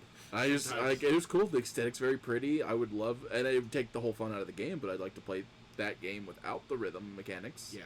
Then it's just Zelda. Yeah, that's just Zelda. Definitely. But it's very fun because it's a sequel to Crypt of the Necro Dancer. Yeah. Which is the same gameplay, which I own both. So if you want to borrow the other one, once you finish that one. Maybe. We'll see. Yeah, and then there haven't really been any good game announcements. Nothing I've really big seen. I was like, I think I had a couple, maybe, but I can't think of anything. Where'd it go? Yeah, none of my circles have a good big game announcements. I haven't seen. Well, I mean, people are still. I mean, I know it kind of died, but Starfield is having its first DLC, and it's dropping on PS5. Yep, it's dropping on PS5. Yeah, but I'll wait for that to go on sale in like 10 years. Let's see, Hades 2 is finally releasing on consoles April 14th. So, I mean, that's the big ones that I got. I still haven't played Hades 1. I haven't played Hades 1 either. I'm not a big fan of roguelikes, so I like learning patterns and learning the maps. Yeah. And the map changes every time I get frustrated. I like roguelikes every once in a while, but nothing like... Like, last one I played, and I played a little bit, was Binding of Isaac. Yeah. That one's weird. Yeah, I haven't... Let's see... Well, then let's pull up a chair and maybe grab a health potion and roll for persuasion, because welcome to the Tabletop Tavern. Of course, the shortest week we do on video games is the week Gary's not here. Right. I'm sorry, Gary.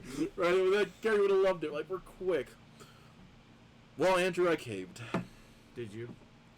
I took $200, and I now own... They're coming in the mail.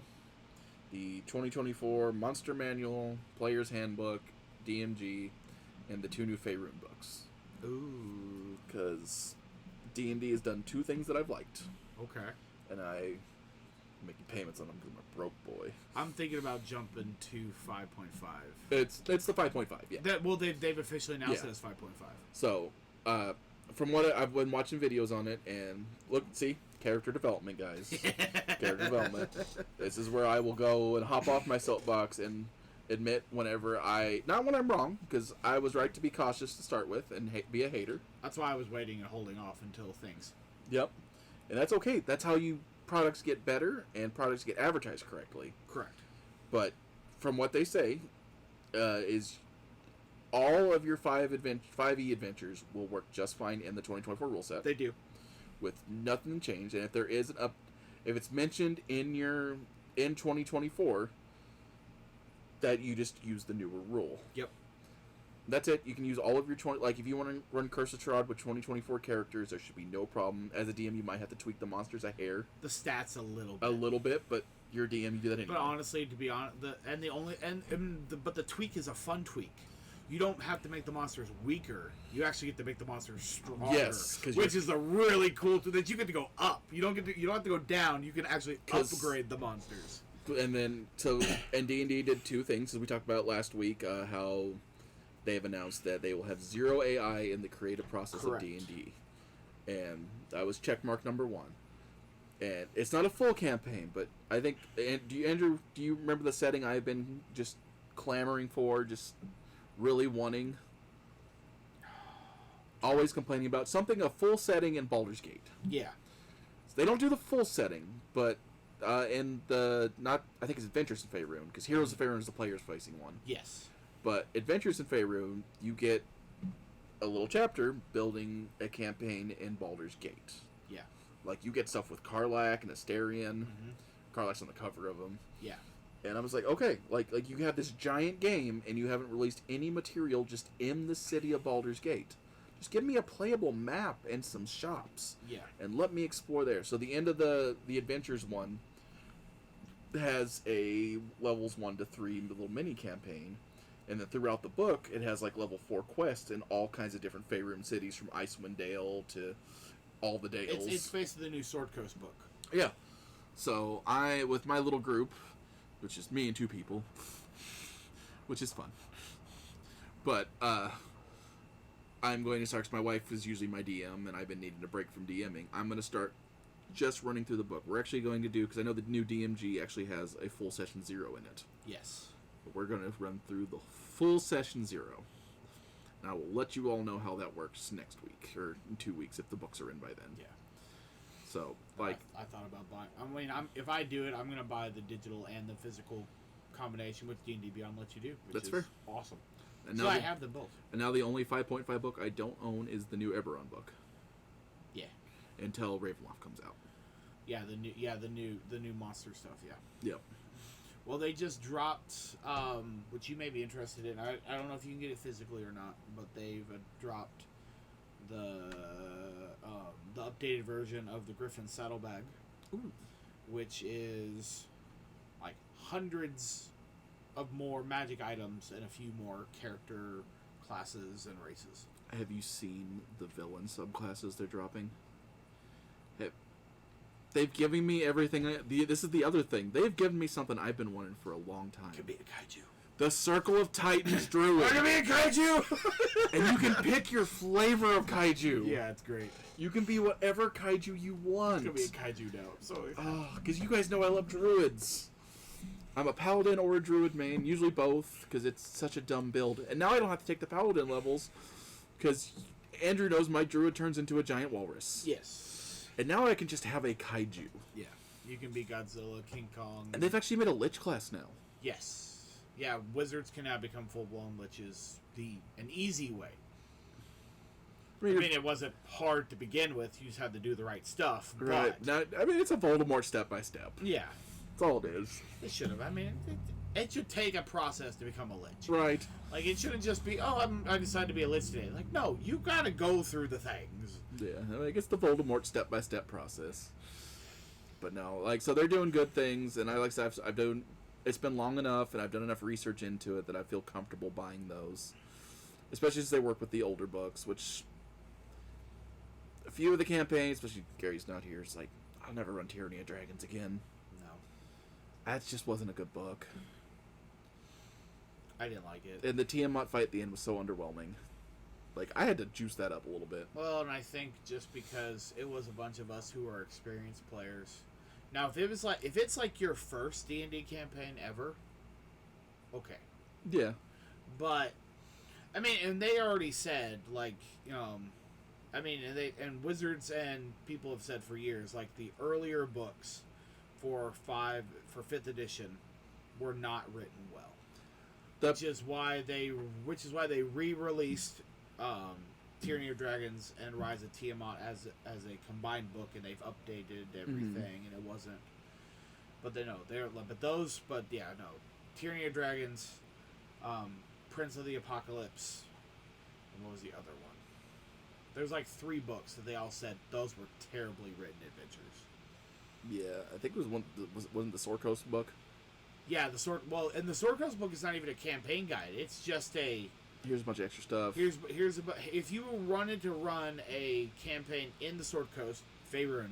Yeah, which is what they dropped. Here's all the information that you need to do Baldur's Gate, Icewind Dale, all the little cities. It was basically the supplement to the starter set. Yeah. So if you wanted to leave Fandrin and move on to the rest of the Sword Coast, you could. Which I'm excited to run something in Faerun because I'm awful at building settings. I really am. That's my thing that I'm like, okay, I don't know what to do here. But now it's just like, and I like Faerun because, the movie, Baldur's Gate, I read a few books, like any of the Dritz books. Yeah. And I'm excited just to Faerun's a place I know. Faerun's a place my players will know. Yeah. Because me and my wife have spent 160 hours in Baldur's Gate. Yeah. One of the few people to actually beat that game. Which I find out a lot of people give up at Act 3. We're almost there. Yeah.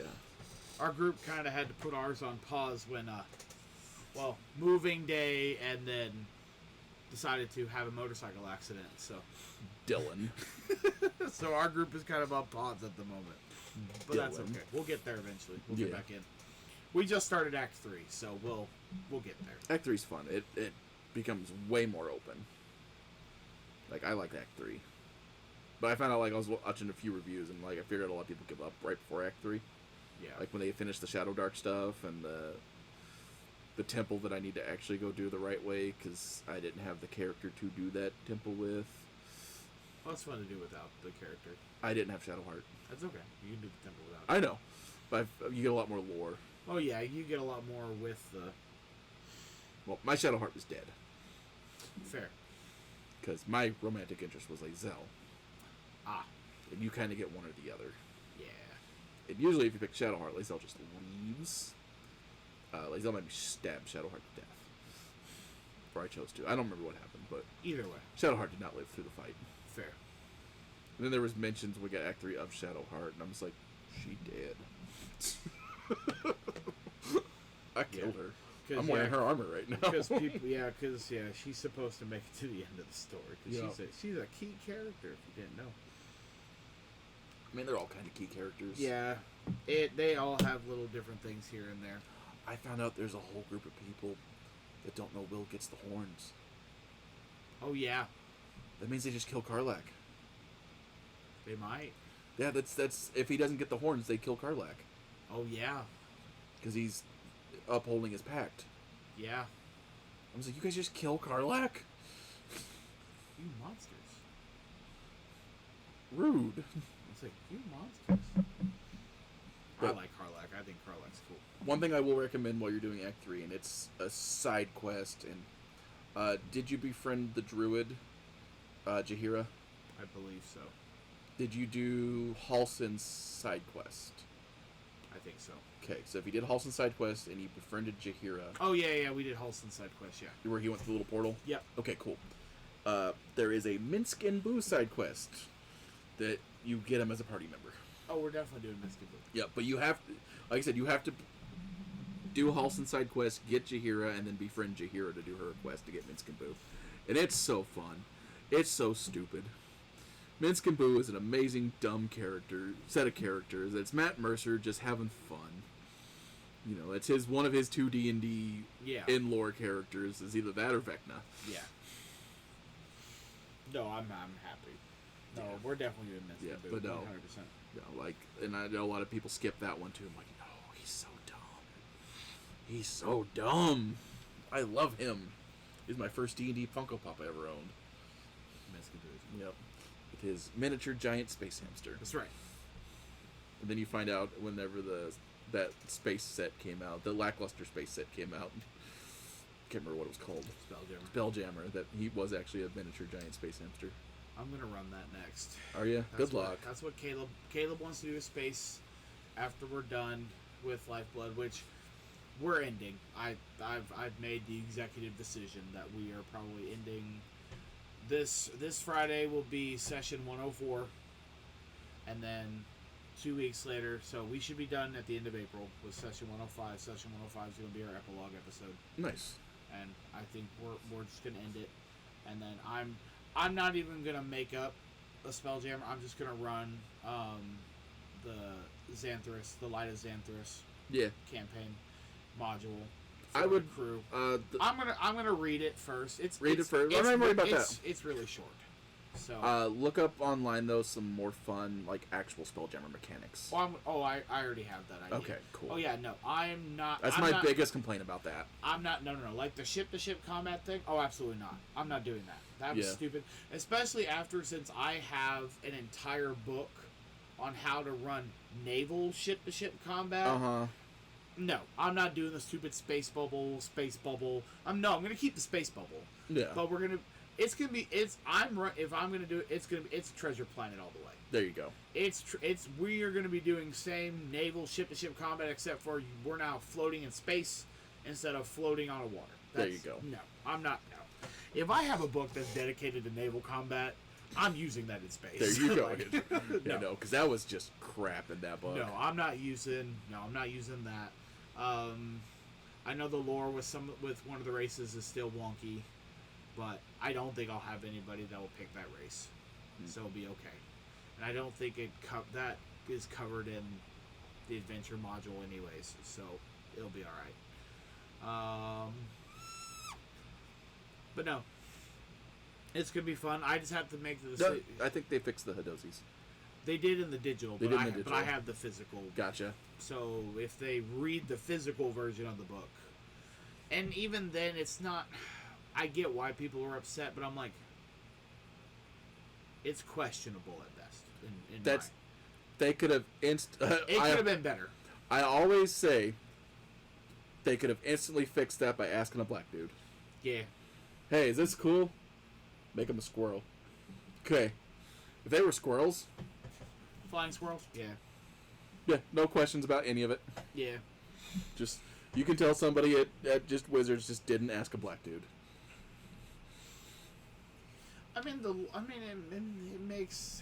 It made sense. Like, okay, it's a race, and a wizard comes and awakens them and all this stuff, and I'm like, okay. Then it gets weird. Like the beginning part's not bad. I'm like, okay. Because me and Andrew had to talk about it a while ago, and I guess he went home and read the book, and Yeah, I went home and read. I was like, the beginning. I was like, what's wrong with this? I'm like, this isn't bad. I was like, oh, okay. All right. They were slave caricatures. I was like, I got that part. Yeah. I'm talking to the people. Yes. Yeah. To the people listening. Yeah. I was like, okay.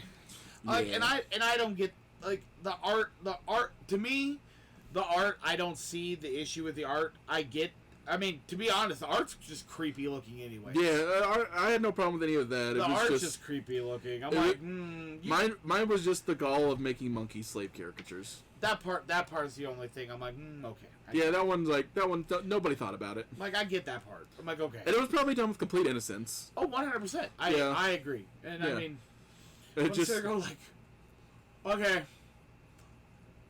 I mean, the way that the lore was set up, that makes sense that would be the logical conclusion, but I'm like, okay. But again, simple fix. Ask a black guy. Yeah. And I like the adjusted lore where they're an awakened monkeys, and it is kind of, they explore and do things, and they're entertainers now. That's it. They run around space and they're entertainers. I imagine you're gonna at least have 2 plasmoids in your party. I probably will have 1 or 2 plasmoids. I know Dylan's gonna play an astral elf. That's just how it's gonna be. It's Dylan always plays elves. Yeah. They don't need to some sleep. Form of elf. They don't need to sleep. And these ones definitely don't. I want to do a campaign where I can play a Gith. That's one thing I learned in the Baldur's Gate lore is how much I love the Gith lore. Yeah. They ride space dragons. They do ride space dragons.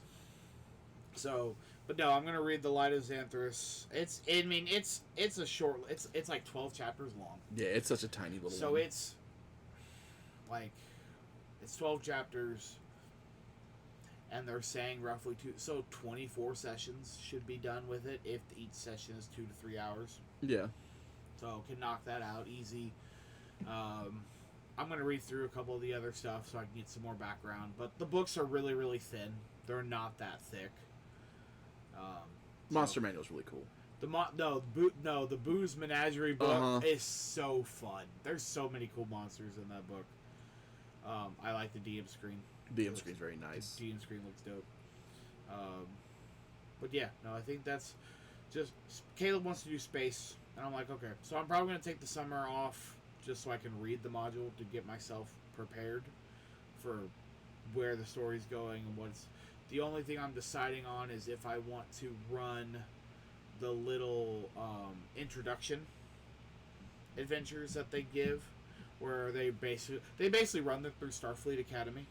That's cool. Rest in peace, Starfleet Academy. Yeah, but that's basically what it is. It's basically a little Starfleet Academy that you can run at low level. Because the module starts them out at level 5, but you can run the little Starfleet module or little story that gets them from level Knowing 1 your to players, 5. I know Crystal and Caleb would love that. It's fun. I ran the first 3 for my... I think Dylan would have fun too. I think I ran the first 3 for the gaming and strategy club that I did with Crocker. Mm-hmm. I ran the kids through because I was gonna run Spelljammers for them, and because they were interested in it, so we were running that and that was when it first came out. So yeah. we did the little level 1 through 3 adventure. We never got to finish 4 and 5 because I think end of the school year came, and so we never got to finish. Oh no, COVID happened. That's what happened. Yeah. And that ended that real quick. But yeah, but that was fun. It's a fun and it develops the lore for a lot of the space races because it takes place in Faerun. It's basically like this little airship port, and there's a little academy on it, and the kids, and you sign up. It's like they get sorted in, they do little missions. Into their Hogwarts houses. Yes. And there's a simulator. Like the story opens up with them being in a simulator. Oh, they're doing the Kobayashi Maru. Essentially, yeah. That's how it starts. Yeah, there's so many Star Trek references to the beginning. It's so fun. But yeah, they do the little impossible task on a Spelljammer ship. It's funny. I'm like, did they strip off Star Trek? Yes. Yeah. Yes, they did. It was great. And if you guys are longtime listeners, all 3 of you, I know what you're thinking. Isn't Matt the Daggerheart guy? Yes, Matt is the Daggerheart guy. But Matt also noticed when his table wasn't having fun with Daggerheart. I was having fun. Andrew's having fun.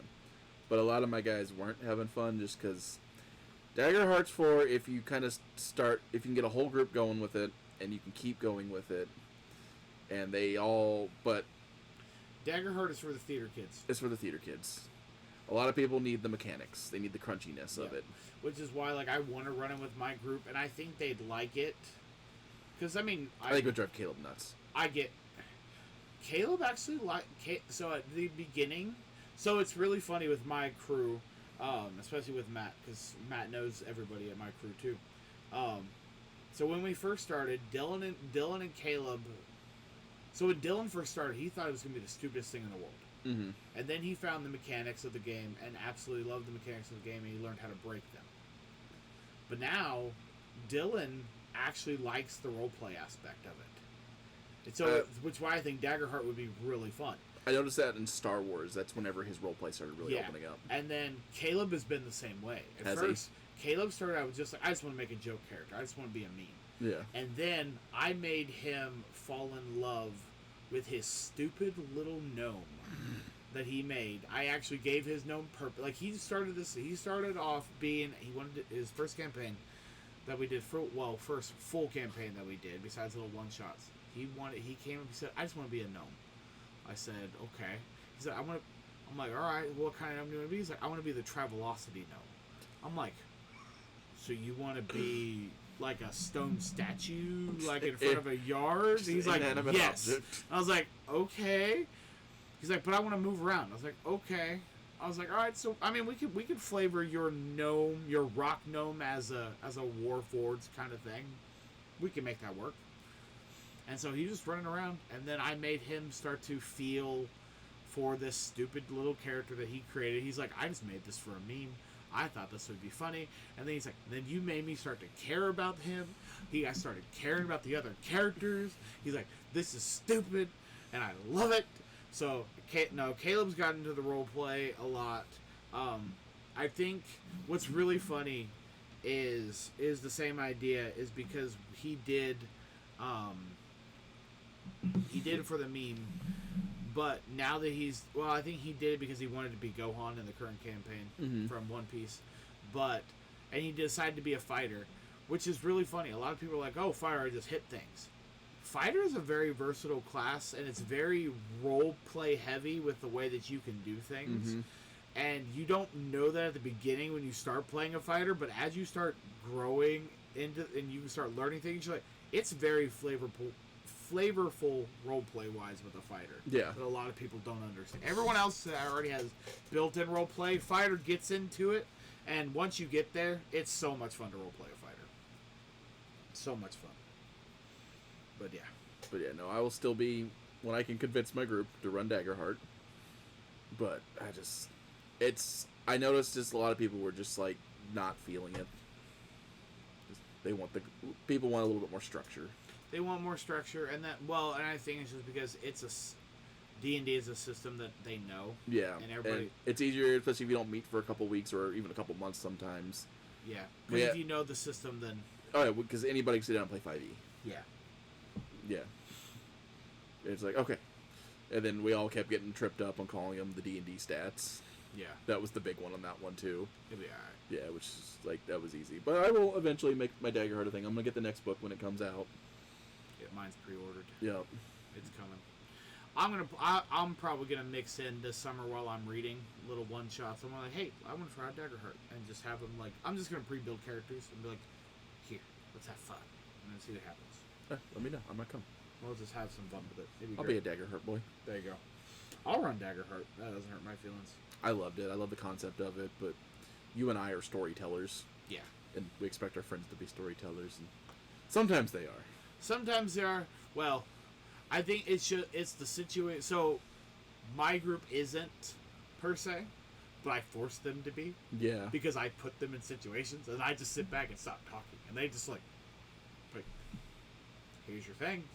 What are you going to do? And they're like, we're going to talk about... Yes. You need to discuss your two options. Are you going to choose option A or option B? Or is there a third option? You tell me. Man, I had a group once that I would give options and they would just look at me.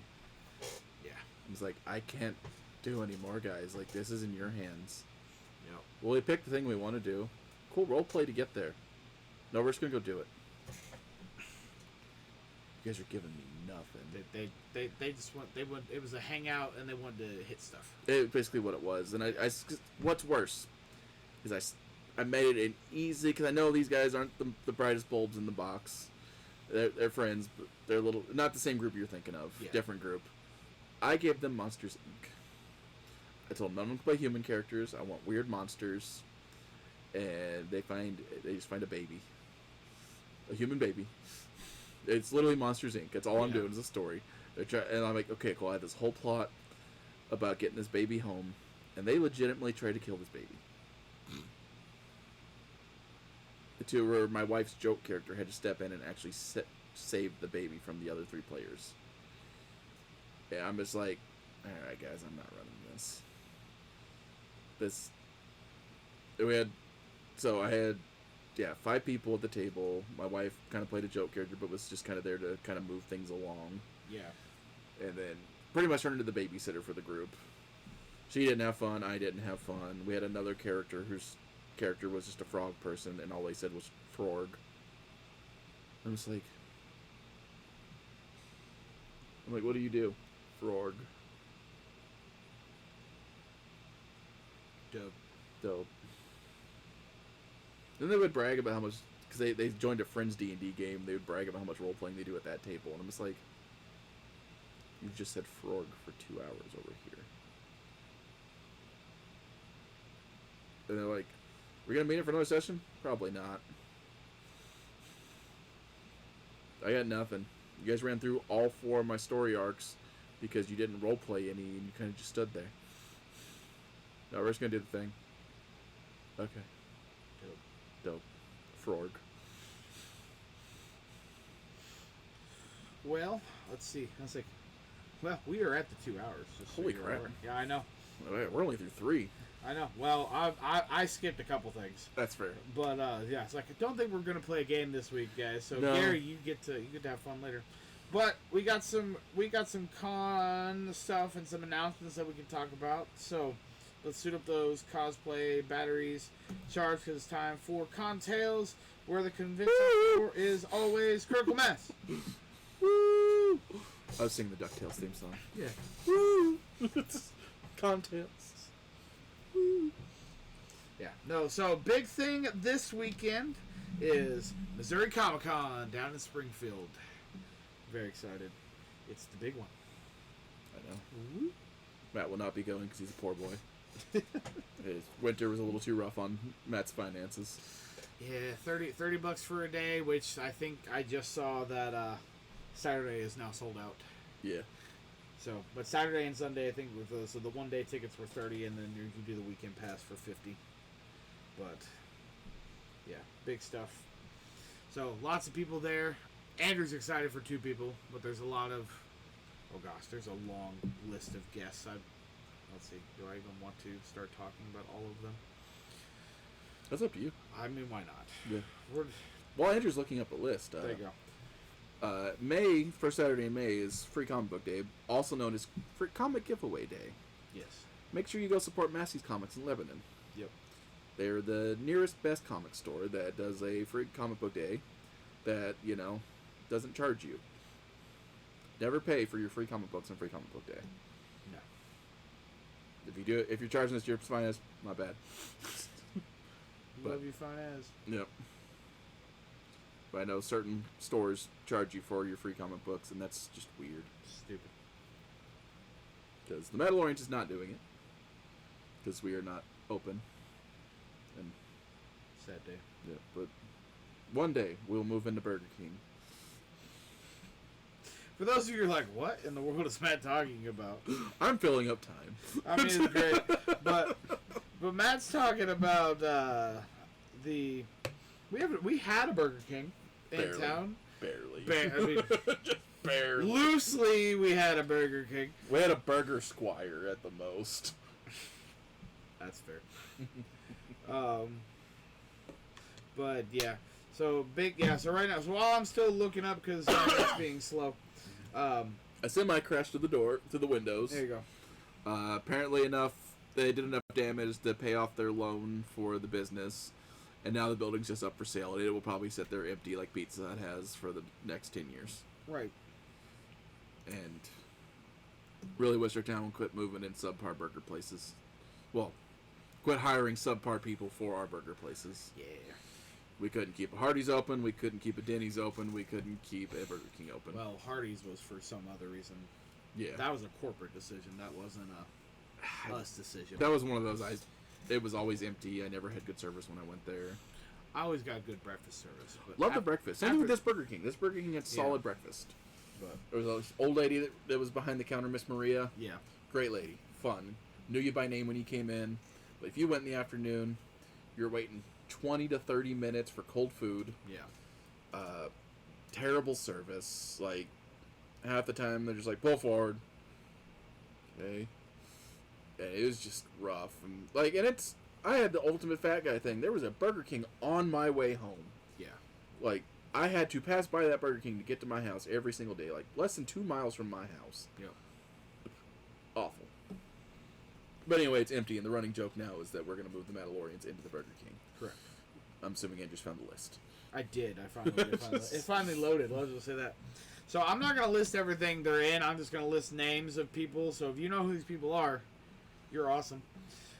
So we have Randy Quaid, Anthony Michael Hall. Quantum Leap. No, not Quantum Leap. Dead Zone. Anthony Michael Hall. Yeah. And Breakfast Club. And Breakfast Club, yeah. All the John Hughes movies. all the Rat Pack stuff. Jamie Presley. My Name is Earl. Jewel State. Firefly. Yep. Alan Tudyk. The chicken from Moana. Firefly, K2SO, all these things. Still the chicken from Moana. Yeah. Tyler Labine. No idea who that is. He's the guy who was with Alan Tudyk. Oh, so that's I don't remember which one's Tucker or Dale, but that's the other one. Yeah. That's the non-Alan Tudyk Tucker or Dale. Yeah. And he also voiced, and I can't remember his name, but it's gonna drive me nuts. He voiced my favorite character in the new Voltron series that's on Netflix. Yeah. He played the yellow guy. The chubby guy. The big chubby guy. Yeah. We're gonna call him Chubby Guy. He's my favorite character. Yes. I loved him. Jonathan Frakes. Riker. Yes. Star Trek. Brent Spiner. Data. Also Star Trek. Armin Shimmerman. No idea. More Star Trek, I think. Oh, yeah, he's Quark, I think. Quark, yeah. Yeah. And other animated and video game characters. Yeah. Felicia Day. Felicia Day. Nerd Queen. Vicki Lawrence. No idea. I forgot. I was like, I recognized the picture, but I don't know. Is the older lady? Yeah. Oh, yeah, it's Mama's house. Or not Mama's house, but All in the Family. There we go. David Faustino? Bless you. Faustino? He voiced. The only thing I recognize on here off the top of my head is he voiced Mako in Avatar or Korra. He's the fire guy. Fire brother. Gotcha. He voiced Mako. He's also in a bunch of other live action stuff as well, but I don't recognize anything off the top of my head. Emilio Rivera. No idea. He's been in a lot of things. His big thing so far, he's been in Sons of Anarchy and the spinoff, the Mayan thing. Never seen Sons of Anarchy. Me either, but that's I just remember because I looked him up. I was like, okay, who's this? Lucas Gabriel, Springfield boy. If you don't know who that is. He's Ryan in High School Musical, but he's from Springfield, Missouri. Oh, that's cool. Yes, he is actually from Springfield, Missouri. Kane Hodder. He played Jason. Like the Jason? He was in the suit. Yeah, he was in gotcha. Voorhees. He was in the suit. Okay. Ryan Colt Levy. He's an anime voice actor. Big thing that I recognize him from is he voiced the main character from Chainsaw Man. They have all the Chainsaw Man. So people he's there. Chainsaw, yeah. And then you have Sarah Weedheft. She plays Pain from Chainsaw Man. Power. Power. That's right, Power. And then she's also the voice of the commies from Dragon Ball Z Super. Oh, nice. Zemo. Yes, the Zemos. Let's see. Reagan Murdoch, also from Chainsaw Man, Dragon Ball Z. He plays one of the Kais. Nice. Steve Cardenas. So Rocky. Who's that guy, Andrew? Rocky from Power Rangers. I see who Andrew's going to be. Rocky from Mighty Morphin Power Rangers. Yeah. Oh, 100%. Kevin Dale Aguila. I love watching Andrew pronounce names. Yeah, it's great. It's fun times. If I mispronounce, I'm a teacher too, so it's the same thing I always say. If I mispronounce your name, I do apologize in advance. Even though I've already butchered like a couple names. He's from Has Been Hotel. Amir Talea. He's also from Has Been Hotel. Troy Baker. I know that one. Batman. He's Batman. Well, yeah, Joker. He's voiced Joker. He was Joel, Payne. He voiced the new Indiana Jones in the Indiana Jones video game. Pretty sure he's Rocket Raccoon right now. In Rivals. He also has, I think he voiced one of the versions of Lego Batman. Yeah, Batman. Yeah, he is Batman. There we go. And a few others. David Hayter. Solid Snake. Solid Snake. And Solid Snake. He had Solid Snake and more Solid Snake. Yep. Nick Apolitis. Looks like he voiced... I don't know. Is that Leon? Or who's that from? That is Leon. Okay. He voiced Leon from one of the Resident Evils. D. Snyder. Oh, looks like a rock and roll guy. Oh, it's Twisted Sister. Oh, there we go. See? We're not gonna take it. Christy Carlson Romano. Childhood crush.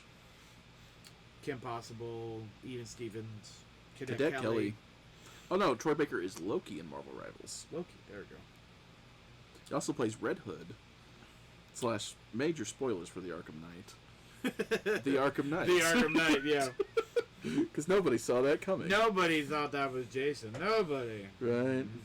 I always say his last name wrong. Scott Inez. I know that name. I can't remember where it's from, though. Scooby-Doo, Scrappy. Gotcha. Bugs Bunny. Fred Flintstone. Popeye. The Hanna-Barbera guy. The Hanna-Barbera guy. Bill Farmer. Goofy. The voice of Goofy. Woo! Like the voice of Goofy, Pluto, Sylvester. The Goofy movie. Yeah. Oh. Like legit the voice of Goofy. I'm just saying, if his autographs are cheap, Andrew, hook a brother up. I'll look. Goofy. I haven't looked at his yet. The first two Goofy movies, or the only two Goofy movies, are two of my all-time favorites. I actually didn't even think about that. I should get my copy and take that down. I gotta get it from my parents' house. Oh God, I love both Goofy movie and Extremely Goofy movie. Kevin Nash, wrestler. Lita Also plays Shredder. There you go. Lita. Super Shredder. Yeah. Lita, also a wrestler. Yep. Devon Dudley. Devon Dudley. There we go. Weird they only have one of the Dudley boys. Yeah. Because they come as a tag team. They're brothers. Jeremy Clark. So looks like Vampirella, Red Sonja, Batman writer. Mm-hmm. Let's see. Steven Butler. Web of Spider-Man. No, it says Web of Spider-Man and Defenders, but I have none of his stuff, so. Nope. Let's see. Lily Butler. Jesse and the Pussycats and Archie. Nice. And then some cosplay people is Little Miss Cosplay, DCW Builds, and Bat Atta Hale Cosplay. And it's Hale, Hale. Hale. And then Justin Evergreen, but I think he's an artist. I don't think he's a cosplayer, but I'm not 100% sure. But yeah, that's happening. A couple people had to cancel. They lost 3 guests. So one of the Has-Been Hotel people left. One of the other cosplayers I think one of the Chainsaw Man left, too. No. None of the Chainsaw Man people left. So I thought they had the third Chainsaw Man girl was there as well. Nope. Only the 3 main characters are there. Gotcha. No, they didn't have the leader of the. Yeah, the girl. I thought she was there too. Mm-hmm. Nope, it's just the 3. It's just the 3 main characters. And then Theo Rossi was supposed to be there, but he's no longer able to attend. So that's the big thing happening this weekend in Missouri. Let's see, I had something I saw for next weekend in St. Louis. I know there's another con happening too, I think, next weekend. Kansas City one just passed. Yeah, Planet Comic Con is just over, but Anime St. Louis is happening April 24th and 26th. So, there you go. And then, if you guys are interested, another big event apparently is happening that I've always thought about going to, but I never went to. VEX Robotics World Championship is happening in St. Louis. Oh. So BattleBots. Nice. On April 21st. Watch them kill each other. That's right. Go watch some robots fight each other. 'Cause, I mean, that sounds fun to me. But yeah, that's basically all I've got for announcements and things. And when Gary's here, he'll be able to tell you how his thoughts of Comic-Con, because he gets to be an exhibitor. And Andrew's going to be a guest. And I'm going to be a guest, so I'm going to walk around and have some fun. He's going to dress up as one of the Powerpuff Girls. No. I may or may not. If I can get all the stuff together, I just got my shirt in the mail today. But if I can get all the other stuff together, I'll be. I already haven't told Gary this, and he already posted a picture. He's probably going to do it, but I have a cosplay for Mr. Sakamoto. I thought, you already said it on the podcast. I did. Mr. Sakamoto. But I have a Mr. Sakamoto podcast or cosplay. If I can get everything, but I actually got the shirt. Gary just posted just a regular yellow shirt. I actually have the county shirt. That's I found it. awesome. So I was like, yes! But I gotta find the apron. I gotta get the apron. A wig will be easy. If anything, I'll just borrow Celeste's the one she wore last time for Kakashi, because it was a short white wig. And I already got the glasses, so I don't need to do that. Yeah, who'd have got me there, Missouri Comic-Con? Mr. Sakamoto himself, Matthew Mercer. If any of the Critical Role cast comes to Missouri, that would be... They usually come in groups, too. Yeah. Oh, yeah. If one of them is there, generally all of them. There's usually a chunk of them there. Yeah, there's generally... You get Mercer or Willingham, I would have found the money. If Travis comes, Laura's generally there. Yeah. And if Travis is also and if Matt's generally there, then Marissa's will probably there. And then I think the only two that you may or may not get would be Sam, but Sam's understandable right now. Yeah. And then Talison's kind of hit or miss. Yeah. But you would why is his name escaping me? O'Brien. Liam is. Yeah, he's kind of the tag along. If you get Matt and Travis there, Liam's gonna be there. Yep.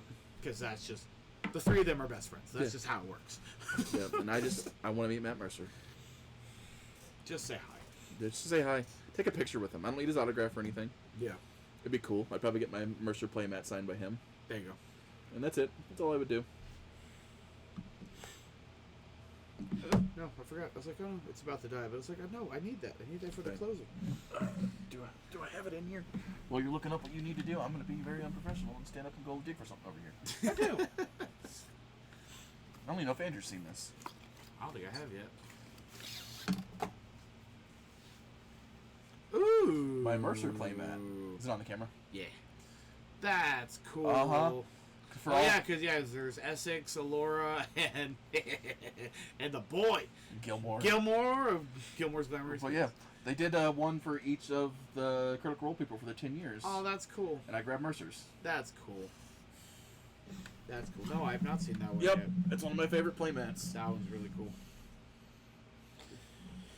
Well, and just like that, the tavern is closing, and this quest has come to an end. A massive thank you to our party members tuning in, whether you're right here in Waynesville, St. Robert, Fort Leonard Wood area, or joining us from a galaxy far, far away. Before you log off, help us level up the show. Smash that like button and subscribe to join our permanent party. Ooh. And if you really enjoyed the session, roll a high charisma check and leave us a review. And a comment. Or a comment. Plenty of comments. We love it. We love the comments. We love interacting with you guys, and interacting with you guys gets us more traction. Correct. Because then your friends see, and then their friends see, and then their friends see. Don't feel. And if you're watching us on YouTube, hit those hype buttons. Like, just post our thing out. Make there. a weird comment. We're gonna make fun of you on the podcast. Yep. And I'm probably gonna delete it. So there you go. Yep. But I'll remember it because it'll be weird. Yep. But like this, we want engagement, interaction. Like we had 15 comments in that one post. And, yeah, 15. It's pretty good. And we already tried to talk about most everything on there. Pretty much. But Cryptids is now part of the podcast, and I will. Except for some of that tech stuff. I'll have to. The one person who asked about how to do all the techie stuff, I'll have to get back to you on some of it because I'm still learning some of it myself. So, Andrew's going to add in our syllabus there, a little cryptid corner. There you go. It's the best way to help other nerds find the show. So there you go. We just talked about it. Yep, ADHD'd it. There you go. So until our next session, keep your controllers charged, your comics bagged, and your fandom strong. Stay nerdy, Midmo. Take